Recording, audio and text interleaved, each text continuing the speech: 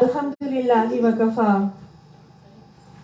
وسلام علی عبادہ الذین اصطفى یا ربی لک الحمد کما ینبغی لجلال وجهک الکریم وعظیم سلطانک اللہم مغفرتک اوسع من ذنوبی ورحمتک ارجع عندی من عملی رب اشرح لی صدری ویسر لی امری واحلل عقدۃ من لسانی یفقهوا قولی واجعل لي وزيرا من أهلي اللهم ألهمنا رشدنا وأعذنا من شرور أنفسنا اللهم أرنا الحق حقا وارزقنا اتباعه وأرنا الباطل باطلا وارزقنا اجتنابه اللهم اجعلني من المتقين واجعلني من المحسنين واجعلني من عبادك الصالحين واجعلني من المقربين واجعلني من ورثة جنة النعيم آمين ثم آمين.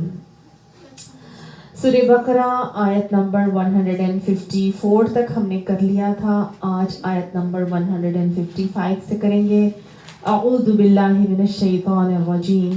وَلَنَبْلُوَنَّكُمْ بِشَيْءٍ مِّنَ الْخَوْفِ وَالْجُوعِ وَنَقْصٍ مِّنَ الْأَمْوَالِ وَالْأَنفُسِ وَالثَّمَرَاتِ وَبَشِّرِ الصَّابِرِينَ الَّذِينَ إِذَا أَصَابَتْهُم مُّصِيبَةٌ قالوا إنا لله وإنا إليه راجعون أولئك عليهم صلوات من ربهم ورحمة وأولئك هم المهتدون. صدق اللہ العظیم.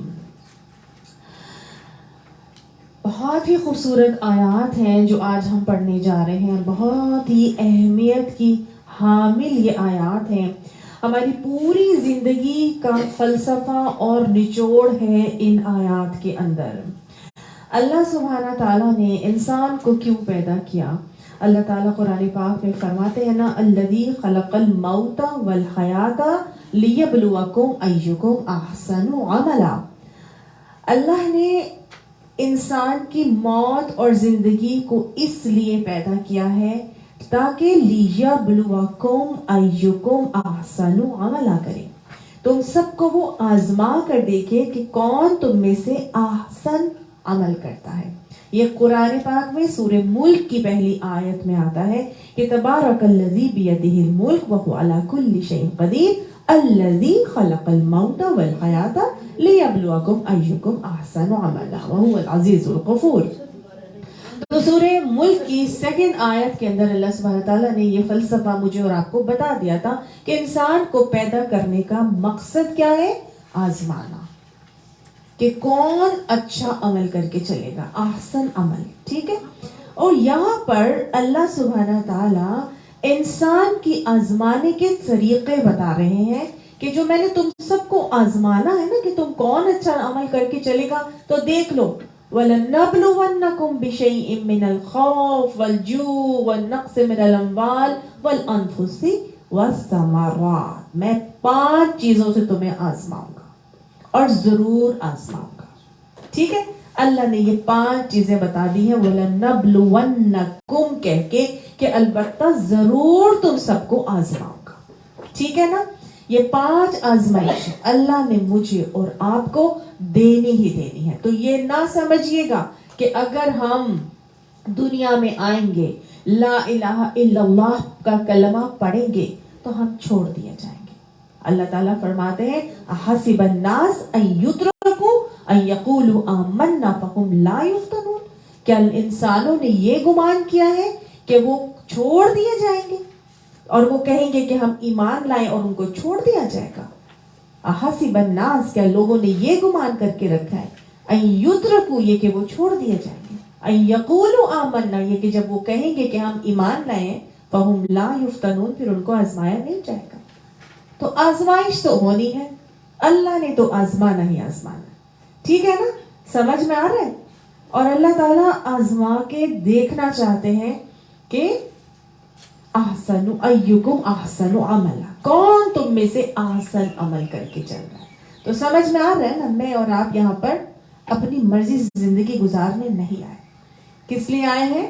اللہ کے یہ ایگزامینیشن ہال میں مجھے اور آپ کو بھیجا گیا ہے. پرچہ امتحان دے کر ایک ایگزامینیشن ہال میں اور آپ آئے ہیں اور اللہ نے اب مجھے اور آپ کو آزمانا ہے کہ ہم کون سے عمل کیسے عمل کر کے چلتے ہیں. ٹھیک ہے. اللہ تعالیٰ انسان کو کب کب آزماتے ہیں, کیوں آزماتے ہیں, کیا ریزن ہوتا ہے؟ دیکھیں, سب سے پہلی بات تو یہ کہ اللہ تعالیٰ انسان کو آزماتے اس لیے ہیں کہ وہ دیکھنا چاہتے ہیں کہ یہ جو بندہ ہے یہ میرے کام کا بھی ہے کہ نہیں.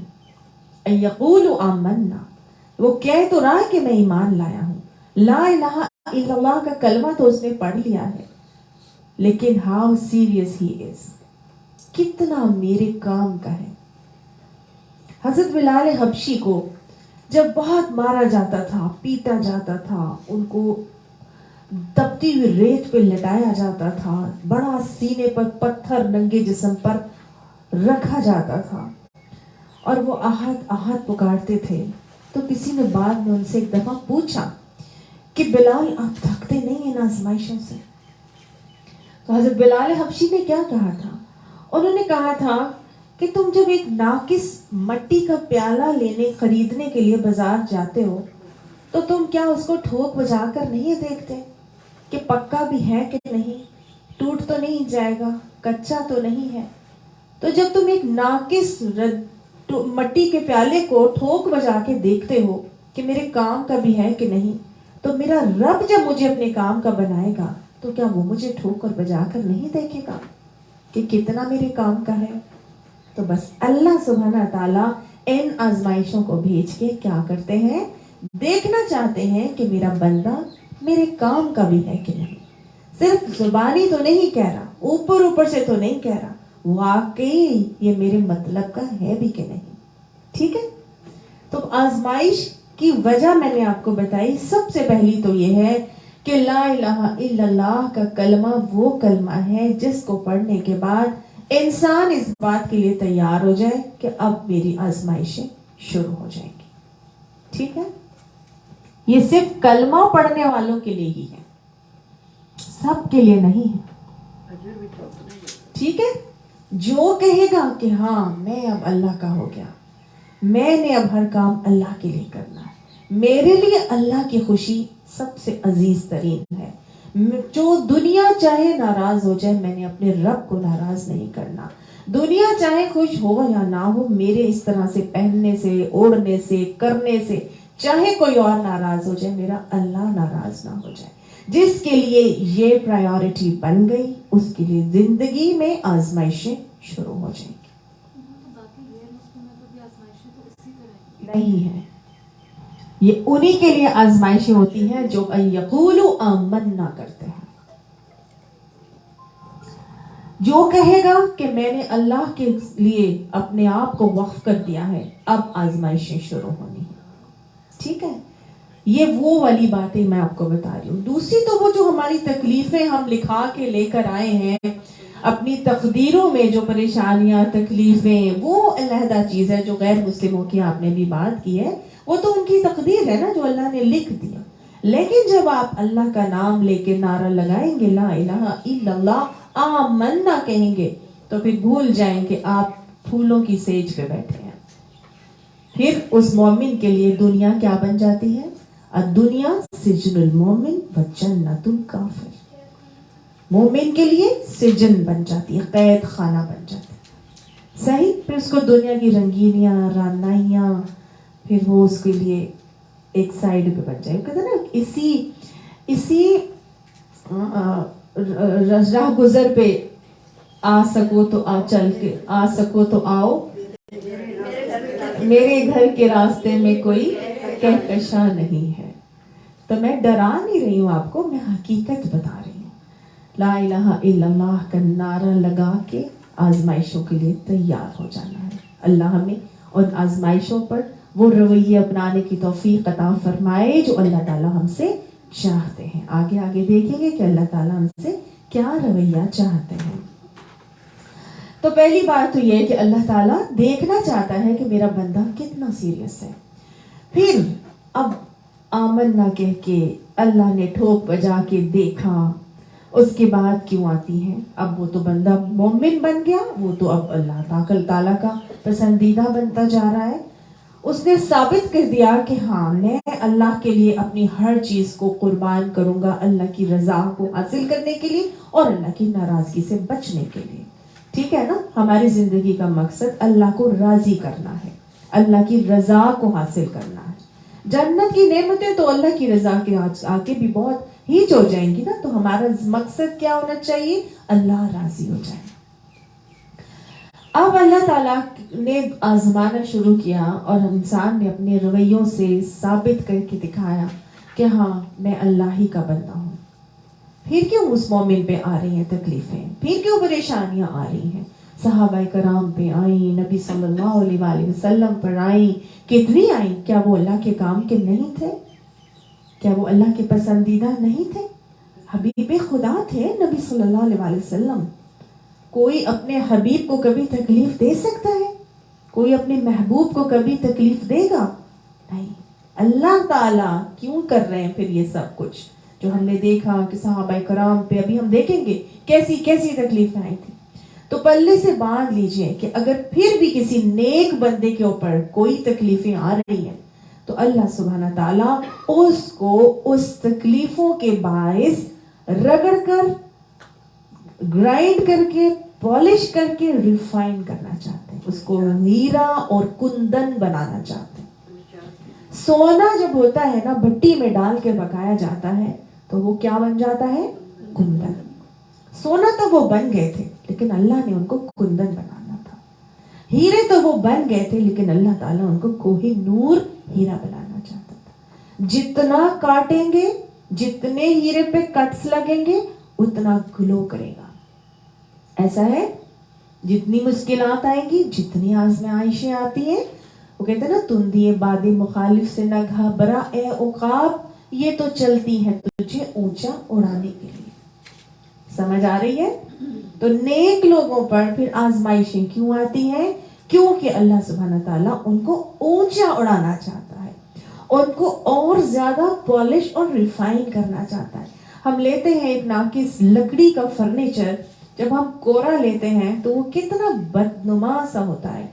پھر کیا کرتے ہیں؟ اسی کورے فرنیچر کو رگڑتے ہیں، اس پہ کیا کیا لگاتے ہیں، اس کو رندا لگاتے ہیں، اس کو رگڑتے ہیں، سموتھ کرتے ہیں. پھر جب وہ سموتھ ہو جاتی ہے لکڑی پھر اس کو پالش کرتے ہیں، اور پالش کر کے وہ کتنی حسین اور خوبصورت بن جاتی ہے کہ پھر اس کو ہم اپنی گھر کا حصہ بنا لیتے ہیں. ایسے ہی ہوتا ہے نا. کورے کو فرنیچر کو رکھ دیں گے تو اس میں وہ بیوٹی آپ کو نظر نہیں آئے گی، لیکن جب پالشڈ فرنیچر کو رکھتے ہیں تو وہی اس جگہ کو خوبصورت بنانے کا باعث بن جاتا ہے. تو اللہ سبحانہ تعالیٰ کی طرف سے پھر اور نیک لوگوں کو ہیرا کندن بنایا جاتا ہے، نایاب بنایا جاتا ہے، اور وہ چمکتا ہے اور اپنے چمکنے سے یا اپنی پریزنس سے دوسروں کے لیے خوشی کا سبب بنتا ہے. پھر بھی اللہ تعالیٰ کی طرف سے اگر مومن بندے کو آزمایا جائے اور تکلیفیں پر پریشانیاں ڈالی جائیں، جو کہ ابھی ہم پڑھیں گے کہ کس کس طرح کی ڈالی جاتی ہیں، تو سمجھ لیجئے کہ اللہ سبحانہ تعالیٰ نے جنت تو اس کو دے دی ہے، لیکن اللہ تعالیٰ چاہتے ہیں کہ وہ نچلی جنت میں نہ رہے، وہ اونچے والی درجے کی جنت میں چلا جائے. تو اللہ تعالیٰ درجات کی بلندی دینے کے لیے اب نیک بندے کو آزماتے ہیں. ٹھیک ہے؟ جتنی رہی صحیح کسر کوٹ کھپٹ اس کے اندر ہوتی ہے، اللہ تعالیٰ اس کو نکال کے اس کو اوپر والی جنت کا حقدار بنانا چاہتے ہیں، جنت کے بالا خانے دینا چاہتے ہیں. اللہ تعالیٰ ہمیں اس کام کا بنا لے، اللہ تعالیٰ ہمیں جنتی بنا دے، اللہ تعالیٰ ہمیں بہترین جنتیوں میں شامل فرما لے. اور اللہ سبحانہ تعالیٰ جنت کے اعلیٰ ترین درجوں میں دینے کے لیے پھر جیسے دیتے ہیں نا اس کے اوپر آزمائشیں، پھر وہ اپنے رویوں سے پہلے وہ کیا بنتا ہے؟ پہلے وہ بنتا ہے متقی.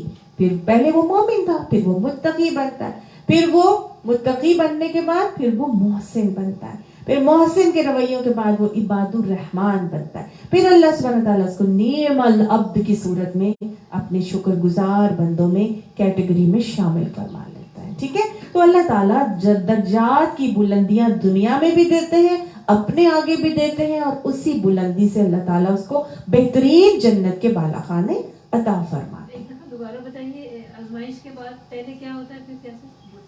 پہلے وہ مومن ہوتا ہے، پھر متقی ہوتا ہے، پھر وہ محسن بنتا ہے، پھر وہ عباد الرحمن بنتا ہے، پھر وہ نعم العبد بن جاتا ہے، یعنی بہترین بندہ بن جاتا ہے اللہ تعالیٰ کا. ٹھیک، تو اللہ سبحانہ تعالیٰ کا سمجھ میں آ گیا آپ کو کیا طریقہ ہے؟ اللہ تعالیٰ مختلف انداز سے انسان کو آزماتے ہیں. قرآن پاک میں سورہ توبہ میں اللہ سبحانہ تعالیٰ فرماتے ہیں کہ اولا یرونا، کیا اور نہیں وہ دیکھتے، انہم یفتنون، یہ کہ وہ سب آزمائے جاتے ہیں، فی کل عام، ہر سال، مرتن او مرتین، ایک مرتبہ یا دو مرتبہ. تو اللہ تعالیٰ کی طرف سے یہ جو آزمائشیں یہاں پر اب بتائی جائیں گی، یہ کتنی مرتبہ آتی ہیں سال میں؟ ایک مرتبہ یا دو مرتبہ. ثم لا یتوبون ولا هم یذکرون. اللہ نے وہاں پہ شکوہ کیا کہ یہ آزمائشیں میں تمہیں دیتا ہوں سال میں ایک مرتبہ یا دو مرتبہ، لیکن نہ تم اس سے توبہ کرتے ہو اپنے رویے پر، نہ ہی کوئی نصیحت پکڑتے ہو. ٹھیک، تو اللہ سبحانہ تعالیٰ جب بھی انسان کو آزمائیں گے سال میں ایک مرتبہ یا دو مرتبہ، یہ 5 آزمائشیں ہیں جو اللہ تعالیٰ یہاں بتا رہے ہیں. ایمان لانے کے بعد اللہ تعالیٰ نے ہر انسان کو ان آزمائشوں سے ضرور گزارنا ہے. کون سی آزمائشیں ہیں جن سے انسان کو اللہ تعالیٰ گزاریں گے؟ بِشَيْءٍ مِّنَ الْخَوْفِ، اللہ تعالیٰ انسان کو خوف سے آزماتے ہیں. خوف کیا ہے؟ خوف کیا ہوتا ہے؟ جب انسان کو ایک ڈر ہوتا ہے. ٹھیک ہے، کون کون سا ڈر ہے جو انسان کو ہوتا ہے؟ یس، جان کا ڈر، مال کا ڈر. سب سے زیادہ تو خوف انسان کو یہی ہے نا، میرا جان نہ چلی جائے، میری پیاروں کی جان نہ چلی جائے، میری اولاد کی جان نہ چلی جائے، یہ جو مال ہے میرے پاس یہ نہ چھن جائے. عزت کو جانے کا ڈر ہوتا ہے، ایمان کے جانے کا ڈر ہوتا ہے. کتنا خوف ہوتا ہے انسان کو. کیسے کیسے خوف تھے جو صحابہ کرام آزمائے گئے، نبی صلی اللہ علیہ وآلہ وسلم آزمائے گئے. ہجرت کا وقت ہے، آپ صلی اللہ علیہ وآلہ وسلم کو اللہ تعالیٰ کی طرف سے حکم آ جاتا ہے کہ آپ کوچ کر لیجئے. آپ صلی اللہ علیہ وآلہ وسلم کی جان کے دشمن بنے ہوئے ہیں قریش مکہ. 8 قبیلے مل کر آپ صلی اللہ علیہ وسلم کے اوپر حملہ آور ہونے کے لیے تیار ہیں. سب قبیلوں کے بیٹے گئے ہیں کہ آپ صلی اللہ علیہ وسلم کو آج رات کو نعوذ باللہ مار دیا جائے گا. اللہ کی طرف سے حکم آتا ہے کیونکہ اللہ تعالیٰ نے فرمایا تھا واللہ یعصمک من الناس، اللہ بچا لے گا تمہیں لوگوں سے. نبی صلی اللہ علیہ وسلم کی جان کی حفاظت کی ذمہ داری اللہ کے پاس تھی. اللہ تعالیٰ نے نبی صلی اللہ علیہ وسلم کو حکم دیا آج آپ کوچ کر جائیے. آپ صلی اللہ علیہ وسلم نے حکم کو سنتے ہی کیا کیا تھا؟ حضرت علی کو اپنے بستر پر لٹایا تھا، سلایا تھا اور ان کو حوالے کی تھی ساری کی ساری امانتیں جو آپ صلی اللہ علیہ وسلم کے پاس خود قریش مکہ رکھواتے تھے. آپ صلی اللہ علیہ وآلہ وسلم سورہ یاسین کی آیات پڑھتے ہوئے ان کے نرغے کے اندر سے نکل کے گئے.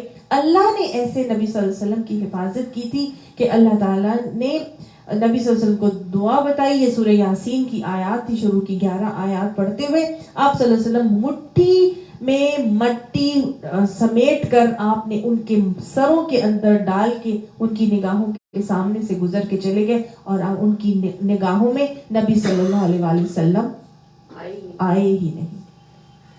اللہ تعالیٰ کے حکم پر جب کوئی اللہ کے حکم کی اطاعت پہ جت جاتا ہے، ہر خوف اپنے دل سے نکال دیتا ہے، صبر سے اپنے معاملے پر جمع رہتا ہے، ڈٹا رہتا ہے. لوگوں سے نہیں ڈرتا، کس سے ڈرتا ہے؟ اللہ سے ڈرتا ہے. لوگوں کی ناراضگی یا لوگوں کے سوال جواب یا لوگوں کی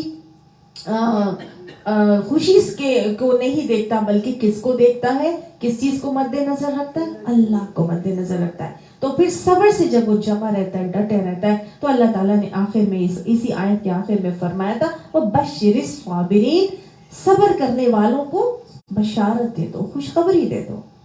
جمع رہنا، ڈٹا رہنا، پینک نہ کرنا، نیکی کے عمل پر قائم رہنا، اس کو صبر کہتے ہیں نا. گھبراہٹ، پریشانی، سراسیمگی سے اپنے آپ کو روکے رکھنا اور نیکی کے عمل پر جمے رہنا، اس کو صبر کہا جاتا ہے۔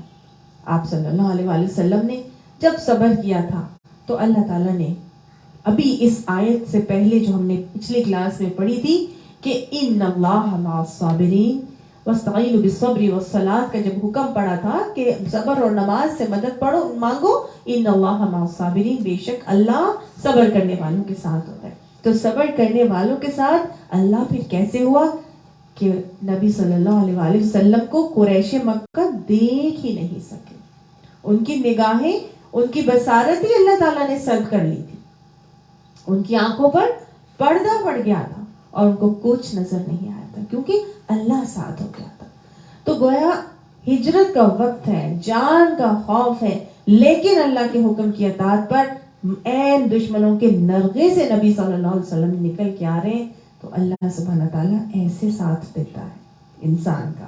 اس کے علاوہ ہمیں اگر دیکھیں تو غار ثور میں جب آپ صلی اللہ علیہ وسلم پہنچے تو کیا ہوا تھا؟ قریش مکہ نے نبی صلی اللہ علیہ وسلم کو ڈھونڈنے کے لیے یا ان کو حاصل کر ان کو ڈھونڈ کے لے آئے 100 اونٹوں کے جو ہے وہ انعام مقرر کیا تھا۔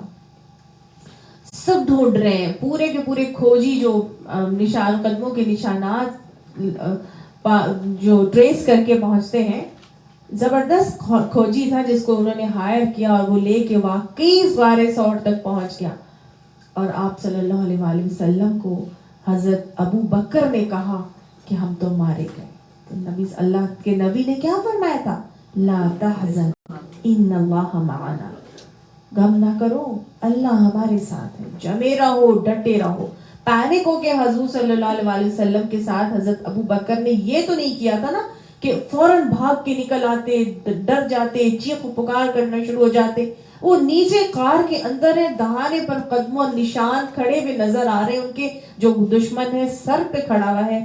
اللہ کا حکم تھا، اللہ نے سارے لشکر نبی صلی اللہ علیہ وسلم کی حفاظت کے لیے لگا دیے۔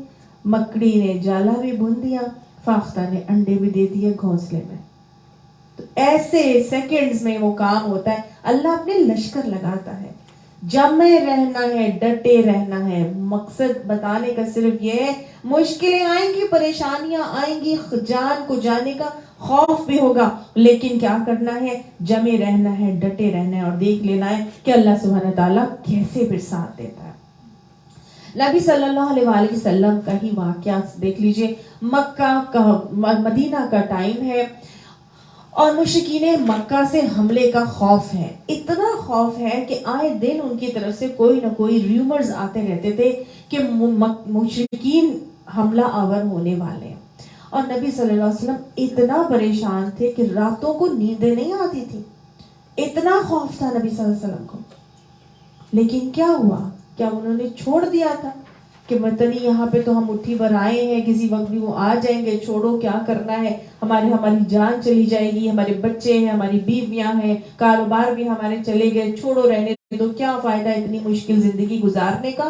نہیں، اتنا خوف تھا کہ نبی صلی اللہ علیہ وآلہ وسلم فرماتے ہیں، ہے کوئی جو آج کی رات پہلا دے اور میں سو سکوں؟ سو نہیں سکتے تھے نبی صلی اللہ علیہ وسلم۔ ہم تو آرام سے انورٹرز چلائے، اے سیز چلائے، لمبی تان کر سو جاتے ہیں، ہمیں ہے کوئی خوف کہ ہماری جان چلی جائے گی؟ نبی صلی اللہ علیہ وآلہ وسلم کو خوف ہوتا تھا کہ کسی وقت بھی مشرکین مکہ کی طرف سے حملہ ہو سکتا ہے۔ آج ہم اسلامی جمہوریہ پاکستان میں آزادی کی سانسیں لے رہے ہیں، آرام سے سوتے ہیں۔ یاد کریں وہ وقت جب ہم بر صغیر پاک و ہند میں تھے اور کیا حالات تھے۔ کشمیر والوں کو دیکھ لیجئے، کیا ان ماؤں کو نیندیں آتی ہوں گی؟ فلسطین کی ماؤں سے پوچھئے، کیا وہ سو سکتے ہیں؟ ہر وقت حملے کا ڈر ہے، ہر وقت ان کو خوف ہے کہ ابھی اسرائیلی حملہ کر دیں گے، ابھی بھارت کے لوگ حملہ کر دیں گے، ابھی فلاں لوگ حملہ کر دیں گے اور ہماری بچیوں کی عزتیں لوٹ کے لے جائیں گے، ہماری بچیوں کو پریگننسیز کو ختم کر دیں گے۔ باپوں کے سامنے بیٹیوں کی عزتیں رولی جاتی تھی، کتنا خوف تھا، کس پریشانی کے عالم میں تھے۔ لیکن کیا ہوا؟ جب اللہ کے بندوں نے جو پاکستان کا مطلب کیا لا الہ الا اللہ کا نعرہ لگا کے جمے رہے, ڈٹے رہے, صبر کا دامن تھامے رکھا کہ کوئی بات نہیں, قربانی دینی ہے لیکن آزادی حاصل کر کے اللہ کے دین کو قائم اور نافذ کر کے چھوڑنا. جمے رہے تھے, پھر اللہ کی مدد بھی آئی تھی. پھر ویسی ہی مدد آئی تھی جیسی جنگ بدر میں آئی تھی. لڑائی کرنے والے فوجیوں نے اور لوگوں نے جو اس زمانے میں تھے, کہاں کہ ہم نے دیکھا کہ جیسے تلوار ہے, کہاں کہ ہم نے دیکھا آسمان پہ جیسے کلمہ طیبہ لکھا ہے, کہاں کہ ایسے دیکھا جو جنگ لڑ رہے تھے کہ ہمیں لگا جیسے کہ اللہ کی مدد ہی آ گئی ہو. کیسے کیسے اللہ کی مدد آئی اور اللہ نے ہمیں ود ان ڈیکیڈز یہ ملک ہمارے حوالے کر دیا. 65 کی وار میں بھی مدد آئی تھی, جب جم گئے تھے, ڈٹ گئے تھے. یہ اس زمانے میں نہیں تھا, یہ آج بھی ہے. اور آج بھی اگر ہمارے پاس ہم دیکھتے ہیں کہ ہمارے دنیا میں اگر ہماری خوف کے حوالے سے اگر آپ دیکھیں, کوئی اسلام قبول کر لیتا ہے تو جان جانے کا خوف ہو جاتا ہے. اسلام قبول کرتے ہیں جو کرسچنز اور ان کے اپنی کمیونٹی میں وہ لوگ رہتے ہیں, ایک آدھ کوئی بندی اسلام قبول کر لے اور پتہ چل جائے سب کو, جان سے مار دیتے ہیں, اس کو مار دیتے ہیں, اس کو نہیں رہنے دیا جاتا. میرے پاس ایک خاتون آئی تھی, اس نے اسلام قبول کیا تھا, شی واز اے کرسچن, اور وہ کہہ رہی تھی کہ میں نے اپنے اسلام کو چھپا کے رکھا ہوا ہے اور اگر میں نے سب کو بتا دیا تو مجھے مار دیں گے. اس کے بیٹے نے بھی, اس کے میاں نے بھی اسلام قبول کر دیا, and they kept their Islam secret from their whole family. پھر جب اس کے باپ نے اسلام قبول کیا تو پھر وہ اپنے باپ کی طرف رہنے کے لیے گئی, اور سارے جو گھر والے تھے ان کے, تب I came to know کہ اتنی زیادہ ریج ہے ہمارے ملک کے اندر بھی کہ اگر کرسچنز اسلام قبول کرتے ہیں تو ان کو مار دیا جاتا ہے. وہ اوپنلی نہیں بتا سکتے. ہاں, اگر پورے کے پورے ان کا فیملی اسلام قبول کر لیتی ہے پھر ان کو سپورٹ ہوتی ہے, پھر وہ آرام سے اپنا رہ لیتے ہیں, ایک دوسرے کے ساتھ وہ ساتھی ہوتے ہیں ان کے.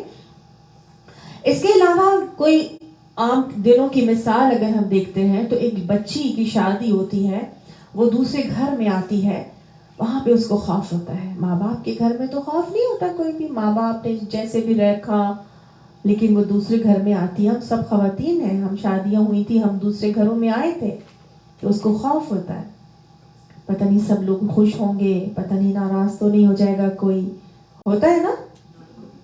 لڑکیوں کو خوف ہوتا ہے, اپنے سسرال کا خوف ہوتا ہے, اپنی ساس کا خوف ہوتا ہے, اپنے گھر والوں کا خوف ہوتا ہے نا. یہ وہ خوف ہے جو جن سے ہم آئے دن گزرتے ہیں, ہمیں اپنے شوہروں کا خوف ہوتا ہے. کچھ خواتین ہوتی ہیں جو اسلام پہ چلتی ہیں, ان کے شوہر کہتے ہیں خبردار تم نے اگر میرے سامنے اوڑھ لپیٹ کے آئی تو میں تمہیں طلاق دے دوں گا. میں نے ایسے بھی لوگ دیکھے ہیں, خبردار تم اپنی ماں کے گھر گئی میں تمہیں طلاق دے دوں گا, تم اگر فلاں سے ملی تو میں تمہیں چھوڑ دوں گا, طلاق دے دوں گا. یہ خوف ہے جو آج ہماری زندگیوں میں ہیں. ہم ان کو سمجھتے نہیں, ہم ان کو مختلف اینگلز میں لے جاتے ہیں. اگر دین کے راستے پر چل رہے ہیں اور شوہر کی طرف سے سختی آئی ہے دین کے راستے میں چلنے پر, تو یہ بھی اللہ کی آزمائش ہے. ٹھیک ہے, ایسے ہی تو صحابہ کرام اتنے اونچے درجے پر نہیں پہنچے تھے نا. وہ انعمت علیہم کیسے بنے تھے؟ کیا ان کو خوف نہیں تھے؟ کیا ان کو جانوں کے خوف نہیں تھے؟ وہ جو غلام طبقہ تھا, ان کے مالکوں کو پتہ چل جاتا تھا تو وہ مار کے ادموا کر دیتے تھے. ان کو خوف تھے جانوں کے. حضرت عمار بن یاسر کا پورا گھرانہ, ابو جہل نے برچھی مار کے حضرت سمیہ کی یہ شرمگاہ میں نیزے کی برچھی مار کے ماں کو حضرت عمار کے سامنے وہ کر دیا شہید. ان کے والد کو شہید کر دیا. حضور صلی اللہ علیہ وسلم حضرت عمار کو کہا کرتے تھے, حضرت یاسر کو, کہ حضرت عمار بن یاسر کو کہا کرتے تھے کہ آل یاسر جنت تمہاری منتظر ہے. یہ کہہ کے نبی صلی اللہ علیہ وسلم ان کو ہمت اور دلاسا اور تسلی دلاتے تھے. اتنی تکلیفیں, اتنا زدوں کو ان کو کیا جاتا تھا ان کے گھر میں, لیکن دین کے راستے سے وہ ہٹے نہیں تھے کہ سب مار دیے، میرے والد کو بھی مار دیا، میری والدہ کو بھی مار دیا، کیا فائدہ ایسے دین کا، میرا تو کوئی رہا ہی نہیں، نہ آگے نہ پیچھے، چھوڑو میں نہیں کرتا، میں نے نہیں زندگی گزارنی.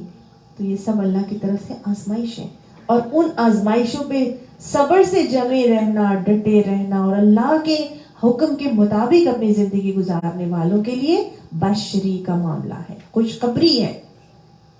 اللہ کی مدد بھی آتی ہے، انسان کو سکون اور اطمینان بھی ملتا ہے، سکینہ آتا ہے، اور ساتھ ساتھ جنت کی بشارت ملتی ہے.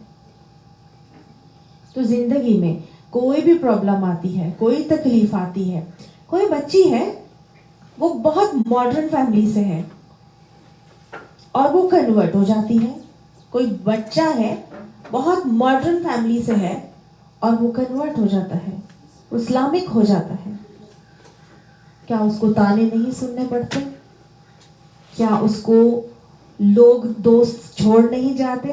آپ کے سامنے ہیں، میرے سامنے ہیں، ایسے ایسے بچے ہیں جو جب دین کی طرف کنورٹ ہوتے ہیں، کوئی اوڑھ لپیٹ لیتا ہے، کوئی پردہ کر لیتا ہے، کوئی داڑھی رکھ لیتا ہے، کوئی نمازی بننے لگتا ہے، کوئی قرآن کلاسز کو جوائن کر لیتا ہے، کوئی کنورٹ ہو کے اپنی فیملی سے ہٹ کے دینی ماحول کو اڈاپٹ کر لیتا ہے، تو گھر والے اس کے لیے آگ کے انبار کھڑے کر دیتے ہیں، مصیبتوں کے پہاڑ کھڑے کر دیتے ہیں. کرتے ہیں نا؟ یہ سب ہماری زندگی میں اوپر نیچے آگے پیچھے دائیں بائیں ہم معاملات دیکھتے ہیں. ہم اپنی مثال لے لیں تو ہمارا بھی ایسا ہی حال ہوتا ہے. ادھر ہم قرآن کلاسز میں جانا شروع کرتے ہیں، ادھر گھر والوں کے تانے تشنے باتیں شروع ہو جاتی. کیا کر لو گی وہاں جا کے؟ کوئی عالمہ بن جانا ہے تم نے، کیا کرو گی؟ چینج تو تمہارے اندر آ نہیں رہا ہے، ایسے ہی تم جو ہے وہ قرآن کلاس میں بس شو مارنے کے لیے چلی جاتی ہو. سنتے ہیں ایسی باتیں آپ لوگ؟ پتہ نہیں تم کیا بتانا چاہتی ہو، لیکن کیا ان کی تانوں سے سن کر، ان کے کانوں سے ڈر کر مجھے اور آپ کو اللہ کے دامن کو چھوڑ دینا ہے؟ اللہ نے کہا وَبَشِّرِ الصَّابِرِينَ، جب اللہ کی طرف سے یہ آزمائشیں آئیں گی، تمہارے گھر والوں کی طرف سے آئیں گی، تمہارے سسرال کی طرف سے آئیں گی، تمہارے دوستوں کی طرف سے آئیں گی، تمہارے شوہر یا اولاد کی طرف سے آئیں گی، یا کسی معاشرے سے آئیں گی، یا کسی بھی طرف سے آئیں گی، کیا کرنا ہے خوف کی حالت میں؟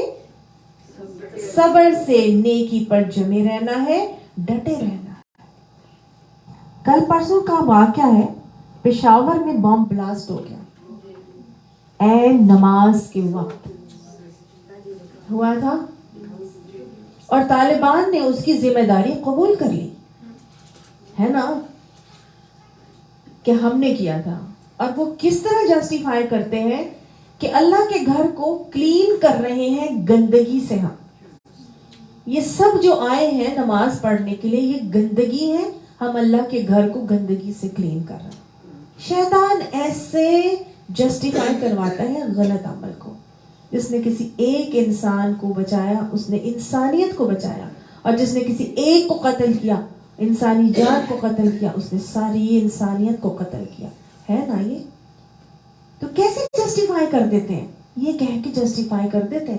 شیطان بڑے طریقے سے اپنے معاملات کروا لیتے ہیں. یاد رکھیے گا، اب خوف پڑ گیا، خوف آ گیا. ایک وہ وقت بھی تھا جب ہم سب کو یہاں بھی بہت خوف تھا کہ بچوں کو مسجد میں نہیں بھیجنا، لوگوں نے مسجد میں نہیں جانا، بم بلاسٹ ہو جائے گا، تھا نا. اتنا زیادہ خوف تھا، تو کیا ہم نے مسجدوں میں جانا چھوڑ دینا ہے؟ اس خوف سے ہم نے چھوڑ دینا ہے جو باجماعت نماز کو؟ سمجھ آ گئی میری بات آپ کو؟ بشر الصابرین، یہ اللہ کی آزمائشیں ہیں، ان میں صبر سے جمے رہنا ہے، نیکی کے دامن کو، نیکی کے عمل کو کے دامن کو نہیں چھوڑنا ہے. سمجھ آ گئی ہے؟ کئی دفعہ سمجھ میں نہیں آتا، آپ لوگ کو خود کوشچن ہوتا ہوگا دماغ میں، کیا کریں پھر؟ کیا مسجد جانا چاہیے پھر کہ نہیں جانا چاہیے؟ تو کیا آپ کو سوال کا جواب مل گیا؟ کیا کرنا ہے؟ یہ اللہ کی آزمائشیں ہیں، اس میں صبر سے نیکی کے عمل پر جمے رہنا ہے، ڈٹے رہنا ہے. ٹھیک ہے, اللہ تعالیٰ ہمیں اس کی توفیق عطا فرمائے. دوسری آزمائش جو اللہ تعالیٰ انسان کو آزماتا ہے وہ ہے والجوعی. جو کہتے ہیں بھوک کو. اللہ کی طرف سے بھوک کی آزمائش بھی آتی ہے. کون سی بھوک؟ ہمیں تو الحمدللہ کوئی بھوک نہیں لگتی. ہمارے پاس جو بھی ہے ہم کھا لیتے ہیں, ہمیں ہر چیز بھی مل جاتی ہے. اب دیکھیے, ایک بندہ ہے, الحمدللہ اللہ کا لاکھ لاکھ شکر ہے کہ اللہ نے ہمیں ان لوگوں میں رکھا ہے جو پوری دنیا کے 10% لوگ ہیں. الحمدللہ ہمارے پاس اپنا گھر بھی ہے, ہمارے پاس کھانے کو بھی ہے, ہم پڑھے لکھے بھی ہیں, ہمیں صحت بھی ہے, ہمیں نعمتیں بھی اللہ نے دی ہوئی ہیں. الحمدللہ دنیا کے 10% لوگوں میں اللہ نے ہمیں رکھا ہے, پوری دنیا کے 10% لوگوں میں. ہم شکر ادا کریں تو ہم نہیں ادا کر سکتے. ساری عمر بھی ہم سجدے میں پڑے رہیں تو ہم اپنا سر اٹھا نہیں سکتے. ہم اتنا شکر کریں اللہ کا. الحمدللہ رب العالمین. اللہم حسبنا حسابا یسیرا. اللہ نے اتنی نعمتیں دی ہیں کہ اللہ ان نعمتوں کا حساب آسان لے لینا. مانگا کریں اللہ تعالیٰ سے, بہت زیادہ مانگا کریں, اللہ آسان حساب لے لینا. حضرت عائشہ نے پوچھا تھا آسان حساب کیا ہے یا رسول اللہ صلی اللہ علیہ وسلم؟ آپ صلی اللہ علیہ وسلم نے فرمایا عائشہ آسان حساب یہ ہے کہ نعمت پر پوچھ نہ ہو, نعمت کی پوچھ نہ ہو. اگر پوچھ ہو گئی تو ہم مارے جائیں گے. اللہ ہم سے آسان حساب لے لے. اللہ بلا حساب ہمیں جنت میں داخل فرمائے. بھوک کی آزمائشیں آتی ہیں اللہ تعالیٰ کی طرف سے. ہمیں تو ایسی کوئی بھوک کی الحمدللہ ابھی تک آزمائش نہیں آئی. اتنے کووڈ کا ٹائم بھی گزر گیا, لوگوں کے بزنس ختم ہو گئے, لوگوں کی جابز ختم ہو گئیں. یہ اللہ تعالیٰ کی طرف سے کتنی بڑی کمپنیز بند ہو گئیں, کتنے لوگوں کو لے آف کر دیا گیا. یہ آزمائشیں آئیں اللہ کی طرف سے. چلو مانا وہ کووڈ کی وجہ سے تھا, وہ پوری دنیا میں پینڈیمک ہوا, اس کی وجہ سے پوری دنیا کا ہی کایا پلٹ گئی. لیکن اور کیسے کیسے آزماتا ہے اللہ تعالیٰ بھوک سے. ایک بچی ہے, وہ والدین کے گھر میں بہت کھاتے پیتے ماحول سے آئی تھی, اور وہ دوسرے گھر میں آئی, اور وہاں پر ہاں جی اس کے جو نصیب تو اللہ نے بنایا نا, رزق اللہ نے آپ کے نصیب میں لکھا ہے. سسرال میں جب آئی تو سسرال میں والدین نے تو بڑا کچھ دے کے بھیجا, لیکن بچی کے نصیب میں نہیں تھا, تو وہ سب چیزیں آہستہ آہستہ کر کے ختم ہو گئی.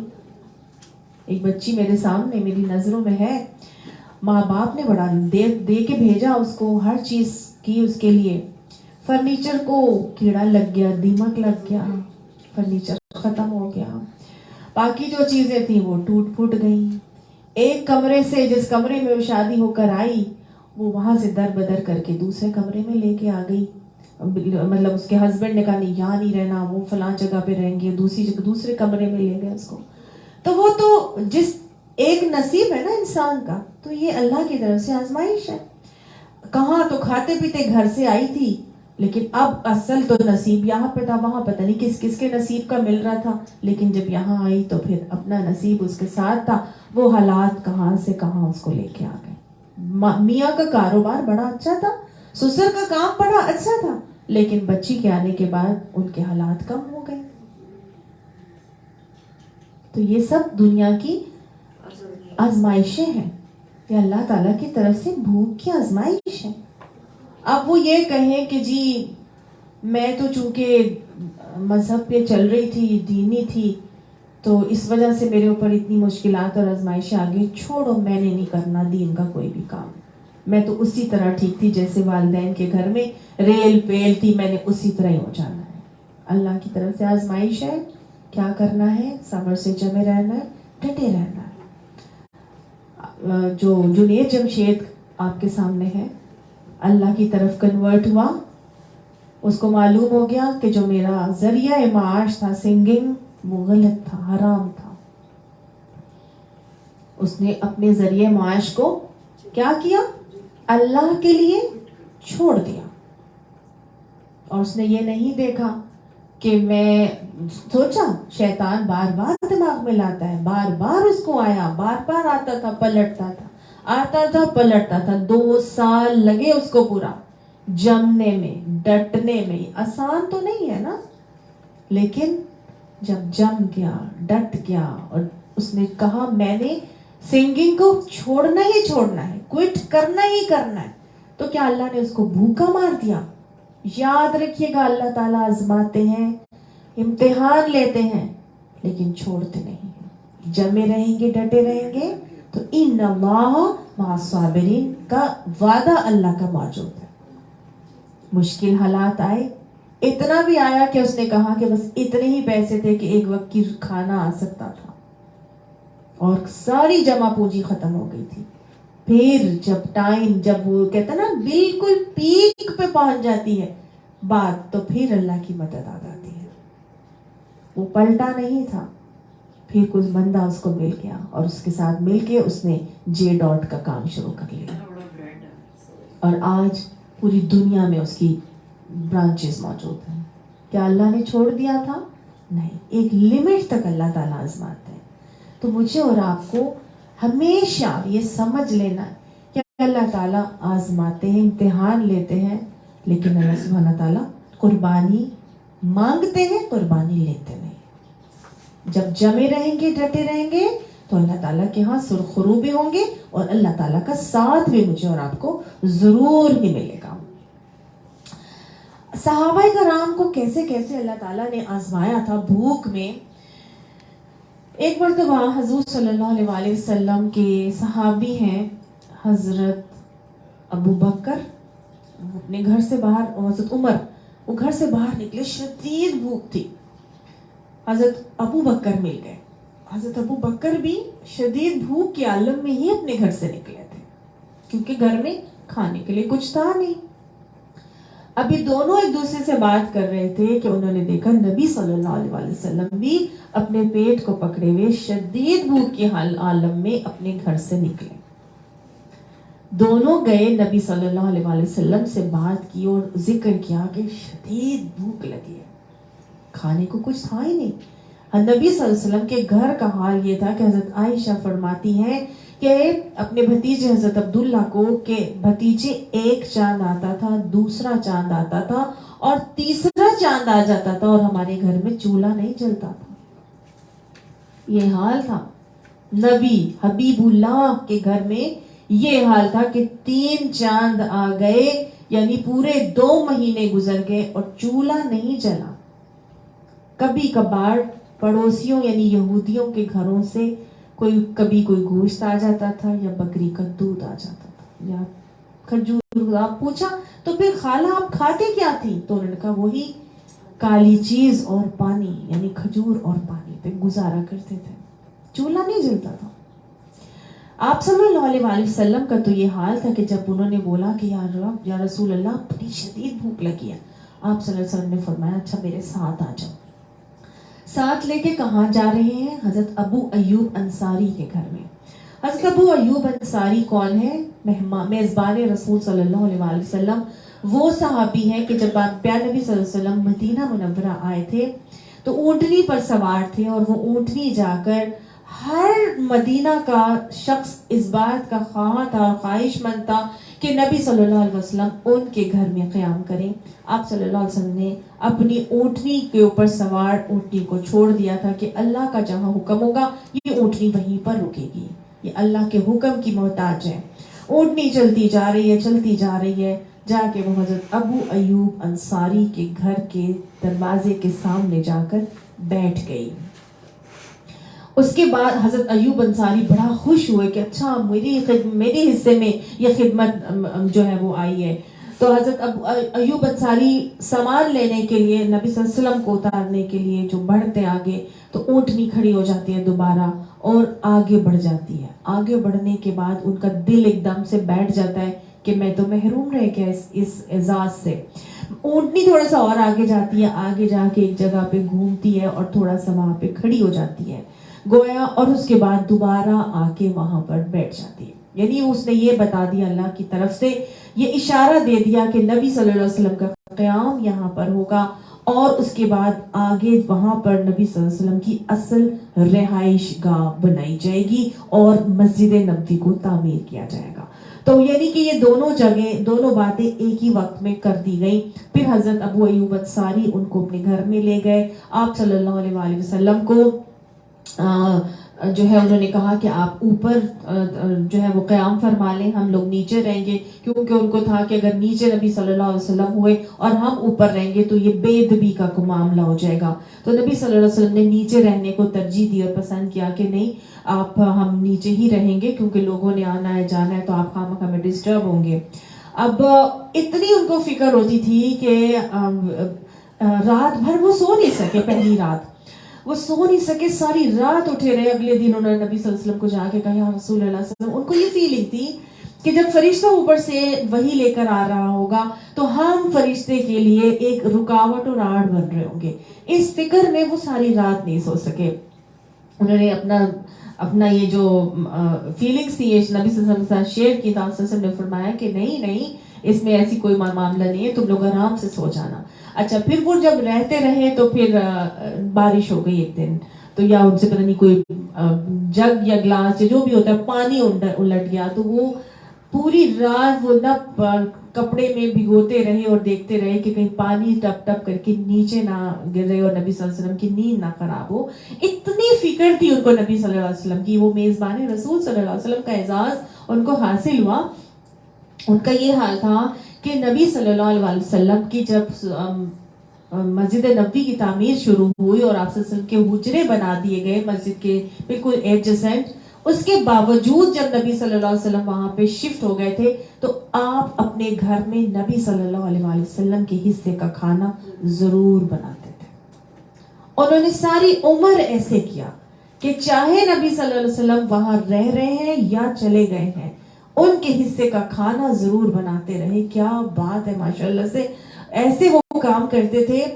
تو آپ جب کوئی نبی صلی اللہ علیہ وسلم جب نہیں آتے تھے تو وہ وہی کھانا کسی غریب کو بانٹ دیتے تھے, اور اگر وہ آ جاتے تھے تو نبی صلی اللہ علیہ وسلم کو چونکہ معلوم تھا وہ لے کے چلے گئے, چلو آؤ میرے ساتھ ابو ایوب انصاری کے گھر چلتے ہیں. حضرت ابو ایوب انصاری کے گھر وہ لے گئے. ان کے کھجوروں کا بڑا خوبصورت سا باغ تھا, اس پہ کچیاں بھی لگی ہوئی تھیں جو کچی کھجور ہوتی ہے, اور فریش کھجوریں بھی تھیں. تو آپ صلی اللہ علیہ وآلہ وسلم کے سامنے سب سے پہلے انہوں نے کھجور کا خوشہ کو توڑ کے آگے رکھ دیا, ٹھنڈا پانی رکھا, اور جو ہے وہ ڈرائی کھجوریں اور جو خشک کھجوریں دونوں طرح کی فریش کھجوریں انہوں نے رکھی. اس کے بعد انہوں نے اپنی ایک بکری کو ذبح کیا اور اس کا گوشت بھونا, اور اپنی بیوی سے کہا کہ روٹی بناؤ. بیوی نے روٹی بنائی, اور جو یہ بکری کا گوشت بھنا ہوا تھا جب نبی صلی اللہ علیہ وسلم کے سامنے پیش کیا گیا تو نبی صلی اللہ علیہ وآلہ وسلم نے روٹی اٹھائی اور اس کے اوپر گوشت رکھا اور یہ کہا کہ کوئی جا کے میری بیٹی کو دے آئے, اس نے کئی دنوں سے کھانا نہیں کھایا. یہ صرف نبی صلی اللہ علیہ وآلہ وسلم کے گھر کا حال نہیں تھا, ان کی بیٹی کے گھر کا بھی یہی حال تھا کہ انہوں نے کئی دنوں سے کھانا نہیں کھایا. صحابی ہاں پکڑتے اور جا کے بھاگے دوڑے جا کے حضرت فاطمہ کے لیے وہ کھانا لے کے جاتے ہیں. آپ صلی اللہ علیہ وسلم کے سامنے جب خشک اور تر کھجوریں اور ٹھنڈا پانی رکھا گیا تھا تو نبی صلی اللہ علیہ وسلم نے فرمایا یہی وہ نعمتیں ہیں کہ جن کے بارے میں تم سے قیامت کے دن سوال کیا جائے گا. فریش فروٹ, ڈرائی فروٹ, غلہ جو کہ روٹی ہے, اور چاول, اور ساتھ میں کیا ہے, گوشت. ثم لتسألن یومئذ عن النعیم, تم سے ہر نعمت کے بارے میں قیامت میں سوال کیا جائے گا. اپنا اپنا محاسبہ تو کر کے دیکھیں, کیا ہم ان بھوک کی آزمائشوں سے کبھی گزرے ہیں؟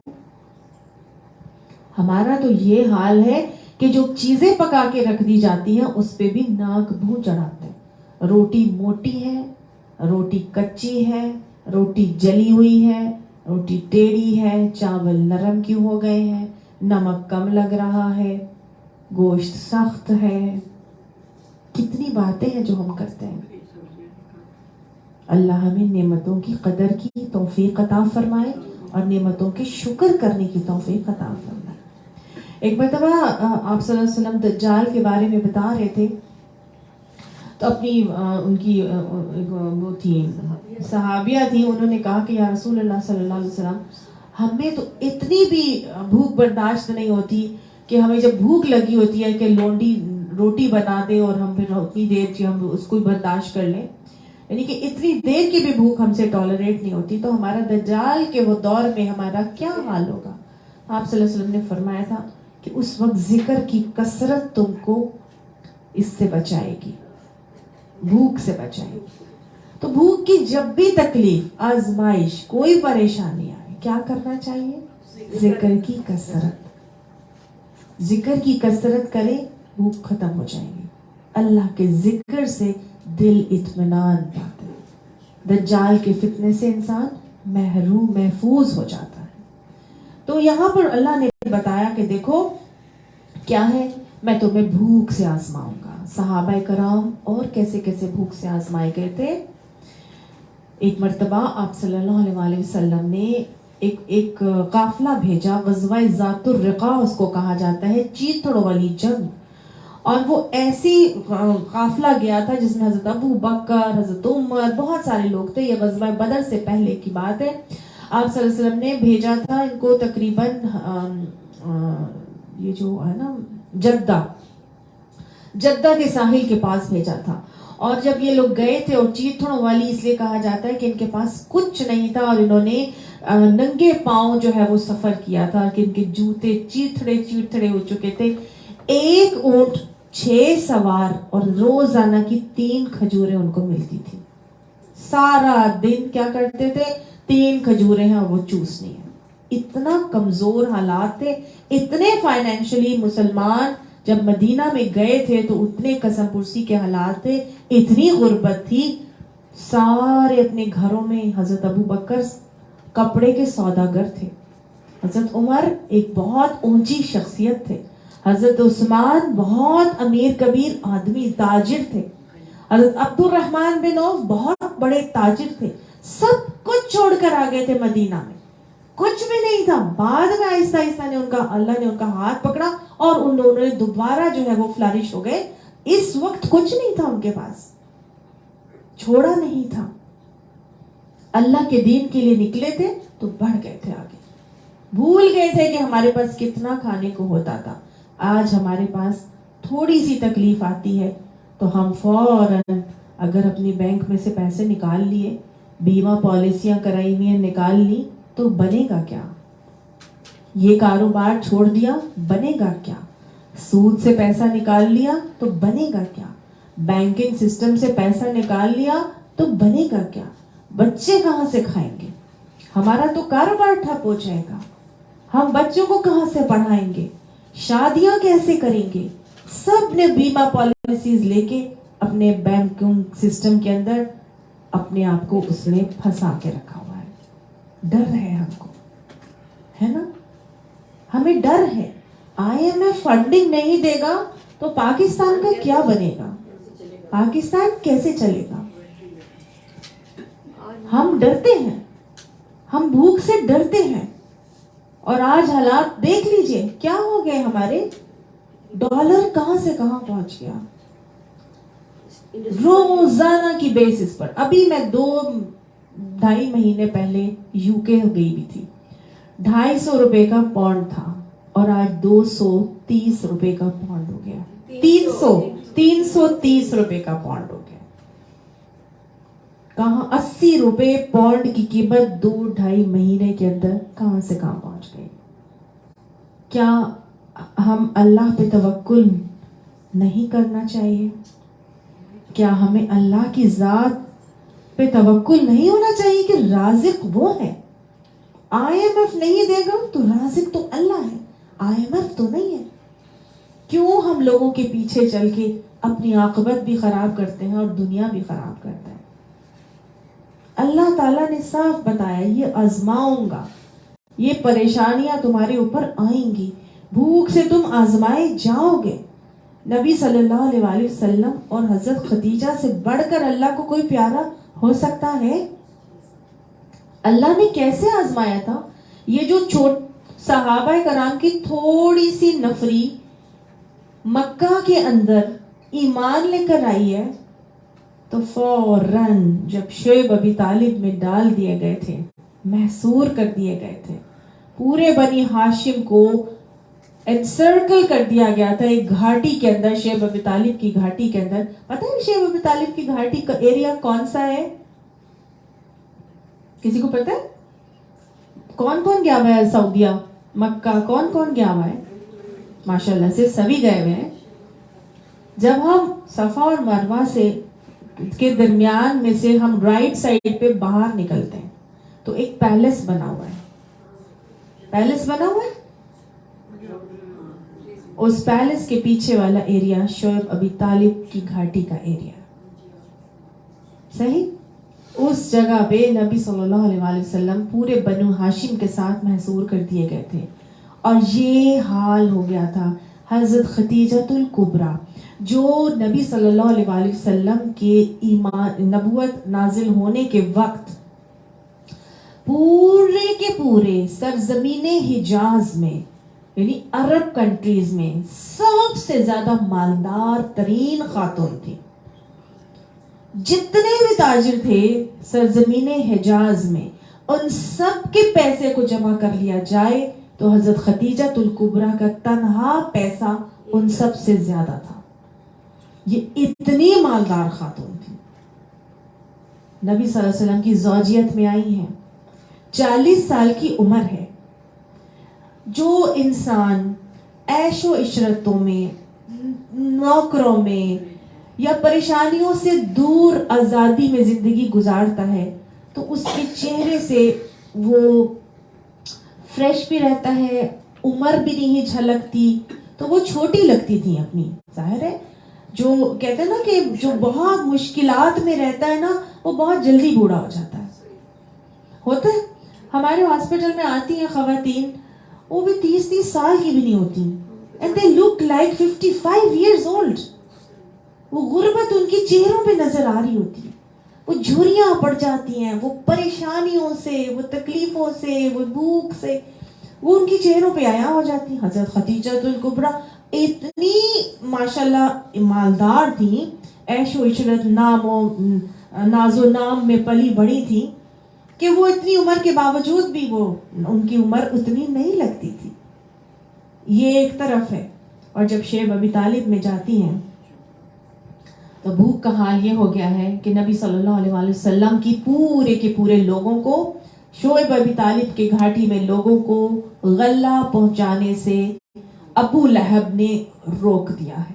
اپنا مال پورا کا پورا دے کے قافلے خرید لیتا تھا کہ وہاں تک نہ پہنچنے پائے, ان تک کچھ نہ پہنچنے پائے, کوئی چیز ان تک نہ جائے اور نہ جانے پائے. حتیٰ کہ اس کی بیوی بھی یہی کام کرتی تھی کہ اگر مجھے اسلام کو روکنے کے لیے یہ بہت موٹا سا ہار جو میں گلے میں پہنتی ہوں یہ بیچنا بھی پڑا تو میں بیچوں گی اور میں وہاں اسلام کو آگے نہیں بڑھنے دوں گی. اتنا تنگ کر دیا کہ نبی صلی اللہ علیہ وسلم اور ان کے ساتھی جتنے بھی ایمان لائے ہوئے تھے وہ چنے ہوئے لوگ چمڑے بھگو بھگو کے چوسا کرتے تھے. چمڑوں کو بھگو بھگو کے چوس کے کھاتے تھے. چوسنا کہ کچھ منہ میں آ جائے, کچھ منہ میں آ جائے. کھانے کو کچھ نہیں تھا. وہ شہزادی, وہ ملکہ حضرت خدیجۃ الکبریٰ 3 سال وہاں پہ رہنے کے باعث بیمار ہو گئی.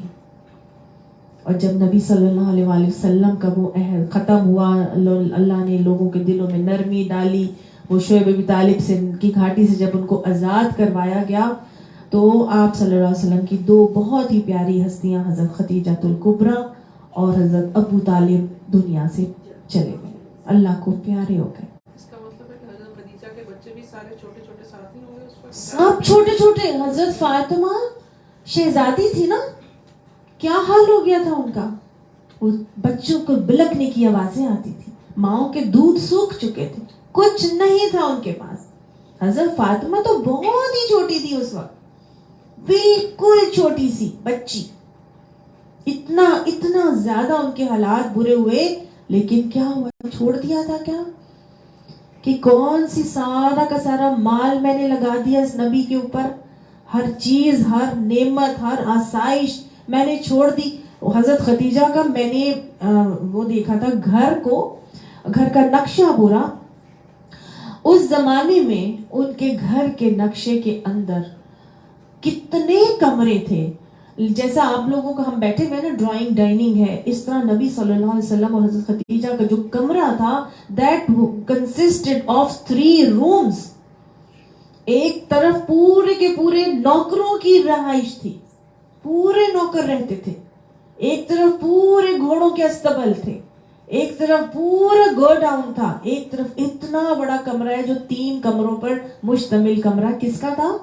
نبی صلی اللہ علیہ وسلم اور حضرت خدیجہ کا کمرہ تھا. آپ سٹائل دیکھ رہے ہیں ان کا لیونگ سٹائل.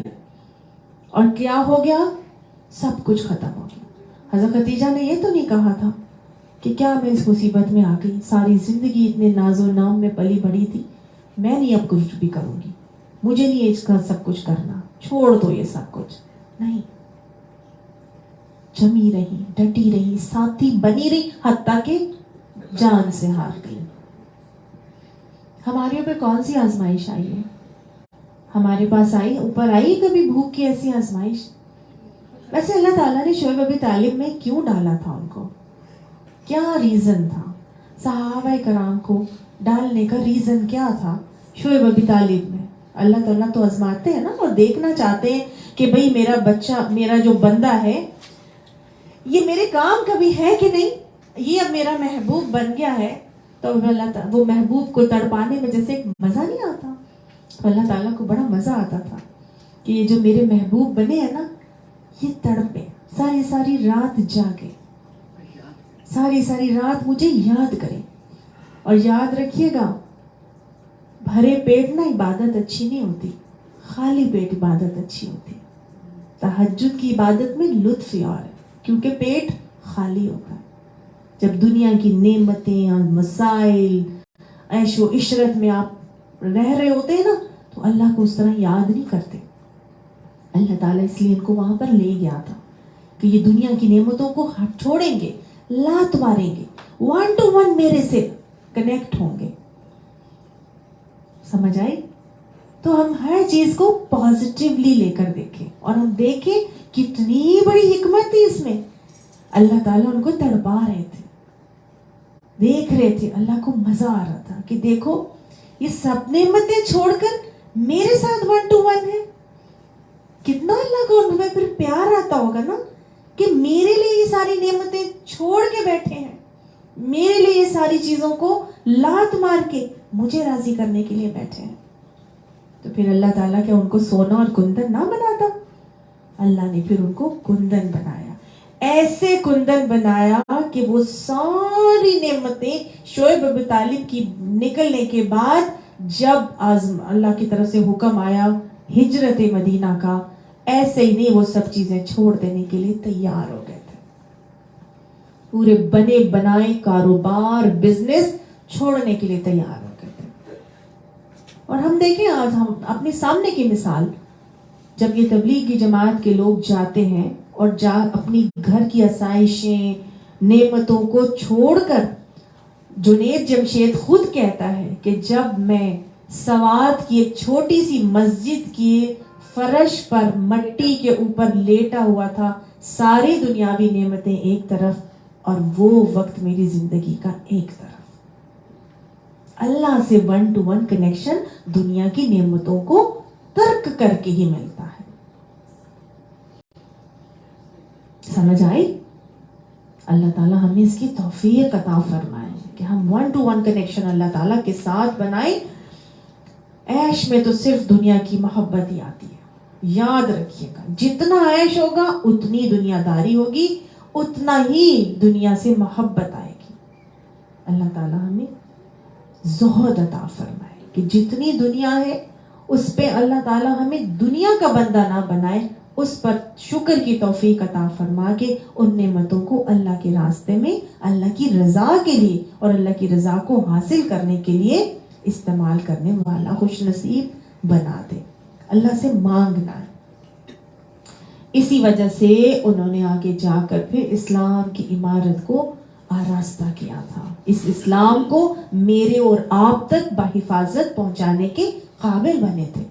اگر میں اور آپ چاہتے ہیں کہ ہماری اولادیں بھی اور ہم بھی اسلام کے علمبردار بنیں تو اپنی اولادوں کو بھی ہارڈ شپس کا عادی بنانا پڑے گا, خود بھی ہارڈ شپس کا عادی بننا پڑے گا.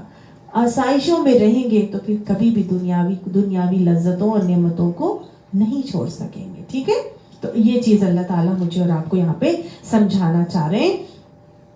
ایک مرتبہ حضرت ابو ہریرہ کا واقعہ اور آتا ہے کہ آپ سب اتنی بھوک تھی, اتنی شدید بھوک کے عالم میں حضرت ابو ہریرہ نکل آتے ہیں اور آ کے نا راستے میں نبی صلی اللہ علیہ وسلم کی راہ گزر میں پڑ جاتے ہیں. لوٹ پوٹ ہو رہے ہیں.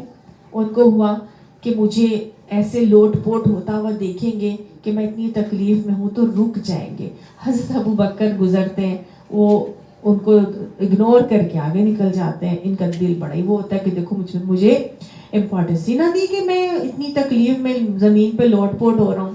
حضرت عمر بھی اس طرح سے گزر گیا. اب نبی صلی اللہ علیہ وسلم جب گزرتے ہیں تو نبی صلی اللہ علیہ وسلم رک جاتے ہیں اور حضرت ابو ہریرہ سے پوچھتے ہیں کیا معاملہ ہے ابو ہریرہ.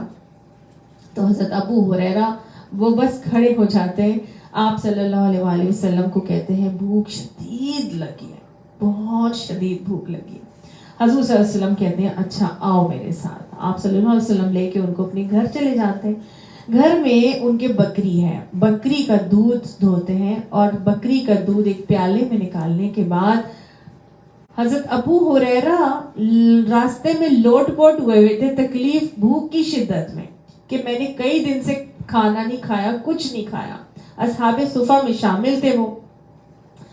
تو آپ صلی اللہ علیہ وسلم ان کو لے کے آئے کہ چلو آؤ میرے ساتھ. بکری کا دودھ نکال کے حضرت ابو ہریرہ کے حوالے کر کے کہتے ہیں جاؤ ابو ہریرہ جا کے اصحاب صفہ کو پلا دو. حضرت ابو ہریرہ اصحاب صفہ تو اس شدت کے تکلیف میں نہیں تھے, اور وہ تکلیف کی شدت میں کہ وہ آتے اور نبی صلی اللہ علیہ وسلم کو بولتے. تکلیف تو بھوک کی کس کو لگ رہی تھی؟ ابو ہریرہ کو. اب یہ اور آزمائش آ گئی نبی صلی اللہ علیہ وسلم کی طرف سے کہ جاؤ ابو ہریرہ اصحاب صفہ کو پلا دو. وہ آگے سے دل میں سوچے کہ بھئی بھوک تو مجھے لگ رہی تھی, لوٹ پوٹ تو میں ہوا تھا, کسی نے تو گلا بھی نہیں کیا, مجھے ہی سب سے زیادہ تو مجھے دینا چاہیے تھا, اب میں جا کے ان کو پلاؤں. لیکن بولے نہیں کچھ بھی. بشر الصابرین, بشارت دے دو, خوشخبری دے دو صبر کرنے والوں کو. نبی کا حکم ہے, خود نہیں پینا, کس کو پلانا ہے؟ اصحاب صفہ کو پلاؤ. چلے گئے, جا کے اصحاب صفہ کو جا کے وہ دودھ کا پیالہ دیا. سب نے اس ایک دودھ کے پیالے سے پیٹ بھر کر پیا اور دودھ کا پیالہ بھرا کا بھرا رہا. سبحان اللہ. ان اللہ مع الصابرین, بے شک اللہ صبر کرنے والوں کے ساتھ ہے. سب نے جب پی لیا تو حضرت ابو ہریرہ کو ابھی آرڈرز نہیں تھے نبی صلی اللہ علیہ وسلم کی طرف سے کہ ابو ہریرہ اس کے بعد تم بھی پی لینا, نہیں کہا تھا نا, تو لہٰذا وہ تو نہیں پی سکتے تھے. جمے رہے, ٹھیک ہے, اللہ کے نبی کا حکم ہی نہیں ہے کہ میں نے پینا ہے, تو وہ پیالہ بھرا ولا کے نبی صلی اللہ علیہ وسلم کے حوالے کر دیا. نبی صلی اللہ علیہ وسلم نے پھر کہا کہ ابو ہریرہ اب آپ صلی اللہ علیہ وسلم نے شاید ان سے پہلے پھر خود پیا اور پھر خود پیا ہے, اور وہ کھڑے ہیں دیکھ رہے ہیں کہ یہ تو نبی صلی اللہ علیہ وسلم پی رہے ہیں, اب تو مجھے تو ابھی بھی نہ ملا. لیکن کچھ نہیں بولا, خاموشی سے صبر سے جمے رہے, کوئی واویلا نہیں کیا, کوئی لڑائی جھگڑا نہیں کیا, برداشت کیا. تو پھر نبی صلی اللہ علیہ وسلم نے پیا. اس کے بعد حضرت ابو ہریرہ کو دیا اور کہا ابو ہریرہ اب تم پی لو. اور حضرت ابو ہریرہ نے خندق کھودی جا رہی ہے, کھانے پینے کو کچھ نہیں ہے. سب کو معلوم ہے اس واقعے کا کہ دو پیٹ پہ پتھر نبی صلی اللہ علیہ وسلم کے بندے ہوئے آپ صلی اللہ علیہ وسلم نے دکھائے تھے. ایک نے صحابی نے جب بار بار آگے ہو کے دکھایا نا کہ یا رسول اللہ دیکھیں میرا اتنی بھوک ہے کہ پیٹ پہ پتھر باندھا ہے, تو نبی صلی اللہ علیہ وسلم نے قمیض اٹھا کے دکھایا کہ میرے پیٹ پہ تو 2 پتھر بنتے ہیں, مجھے تو اس قدر بھوک لگ رہی ہے. اسی بھوک کی شدت اور تکلیف کے عالم میں جب سب خدائیاں کر رہے تھے تو ایک بچی اپنے چچا کے لیے اور اپنے بھائی کے لیے مٹھی بھر کھجوریں لے کے آئی ہے کہ ماں نے بھیجی ہیں جا کے میں اپنے چچا اور بھائی کو دے دوں کہ وہ لوگ کچھ کھا لیں گے. آپ صلی اللہ علیہ وآلہ وسلم نے اس بچی کو گزرتے ہوئے دیکھا تو روک کے اس کو بلا لیا, ادھر آؤ, کہاں جا رہی ہو. وہ بیچاری اپنی مٹھی میں چند ایک کھجوریں تھی وہ پکڑی ہوئی, وہ بیچاری کھسیانی ہو کے آ گئی. پوچھا کیا ہے تمہارے ہاتھ میں, تو کہا کھجوریں ہیں, امی نے بھیجی ہیں چچا اور بھائی کے لیے. آپ صلی اللہ علیہ وسلم نے فرمایا یہی رکھ دو. آپ صلی اللہ علیہ وسلم نے ایک وائٹ سا کپڑا بچھایا اور اس کو کہا اس کے اوپر ڈال دو. وہ جب ڈال دی کھجوریں تو آپ صلی اللہ, وہ بیچاری بچی کہ میں تو یہ اپنے چچا اور بھائی کے لیے لے کے جا رہی تھی, یہ تو آپ صلی اللہ علیہ وسلم نے لے لی, لیکن خاموش رہی, بولی کچھ نہیں. اللہ نے ایسا ساتھ دیا کہ آپ صلی اللہ علیہ وسلم نے فرمایا سب آئیں اور آ کے کھجوریں کھائیں. اب وہ تھوڑی سی مٹھی پر کھجوریں, اتنے لوگ کہاں سے مٹھی, 3000 کے لشکر ہے, نفری ہے, کہاں سے پوری آتی. وہ لوگ آتے جا رہے ہیں, کھجوریں کھاتے جا رہے ہیں, اٹھاتے جا رہے ہیں, کھجوریں بڑھتی جا رہی ہیں, بڑھتی جا رہی ہیں, کوئی کھجور کم نہیں ہوئی. بچی خاموشی سے کھڑی رہی, کچھ نہ بولی. اس کے چچا نے بھی کھا لی, اس کے بھائی نے بھی کھا لی, پھر بھی کھجوریں بچ گئیں. سبحان اللہ. جب جم جائیں گے ڈٹ جائیں گے دین کے راستے میں. یاد رکھیے گا جب ہم نکلیں گے آمنا کہہ کے نکلیں گے تو اللہ کی طرف سے آزمائشیں آئیں گی. بدر بھی آئے گا, احد بھی آئے گا, خندق بھی آئے گا, شعیب ابی طالب کی گھاٹی کا معاملہ بھی آئے گا, ابو جہل بھی ملیں گے, ابو لہب بھی ملیں گے, سب کچھ ہوگا. صبغت اللہ کے طلبگار ہو کے نکلیں گے تو یہ سب چیزوں سے گزرنا پڑے گا. ایسے ہی نہیں, لیکن کیا کرنا ہے, بشر الصابرین, صبر کر کے جمے رہنا ہے, ڈٹے رہنا ہے. اللہ کی مدد آج بھی میرے اور آپ کے لیے آئے گی. تیسری آزمائش ہے نقص من الاموال, مالوں کی نقصانات, مالوں کی کمی سے میں آزماؤں گا. مال کی کمی, ٹھیک, میں نے ابھی مثالیں آپ کو دی. ایک جگہ سے وہاں سے پیسہ نکالا, دوسری جگہ جب ڈالا سود سے پاک چیزوں میں, بینکنگ میں ڈالا تو کیا ہوگا, پھر تو نہیں وہ فلرش ہو رہا, پھر تو نہیں وہ سود مل رہا. تو آپ کو بظاہر لگے گا کہ کیا ہو رہا ہے, کمی ہو رہی ہے. صدقہ دیں گے اللہ کی راہ میں تو بظاہر لگے گا مال کم ہو گیا ہے. ایسے ہی ہوتا ہے نا. ایک بندی کو میں جانتی ہوں, اس نے 6 لاکھ روپے خرچ کر دیے within few days صدقات میں, اور آفٹر اے منتھ اس کے بعد 10 لاکھ روپے آ گئے. صدقہ تو ایسا کنواں ہے کہ نبی صلی اللہ علیہ وسلم نے فرمایا تھا نا کہ قسم کھا کے فرمایا تھا کہ صدقہ دینے سے مال کم نہیں ہوتا. کنویں سے پانی نکالتے ہیں تو کیا کنویں کا پانی کم ہو جاتا ہے؟ جتنا نکالیں گے اتنا آئے گا. بظاہر دیکھنے میں لگتا ہے کہ مال کم ہو گیا ہے, لیکن قسم کھا کے فرما دیا تھا مال کم نہیں ہوگا. نقص من الاموال, اللہ کی راہ میں اپنے مالوں کی کمی کے ساتھ تمہیں آزمائے گا اللہ تعالیٰ.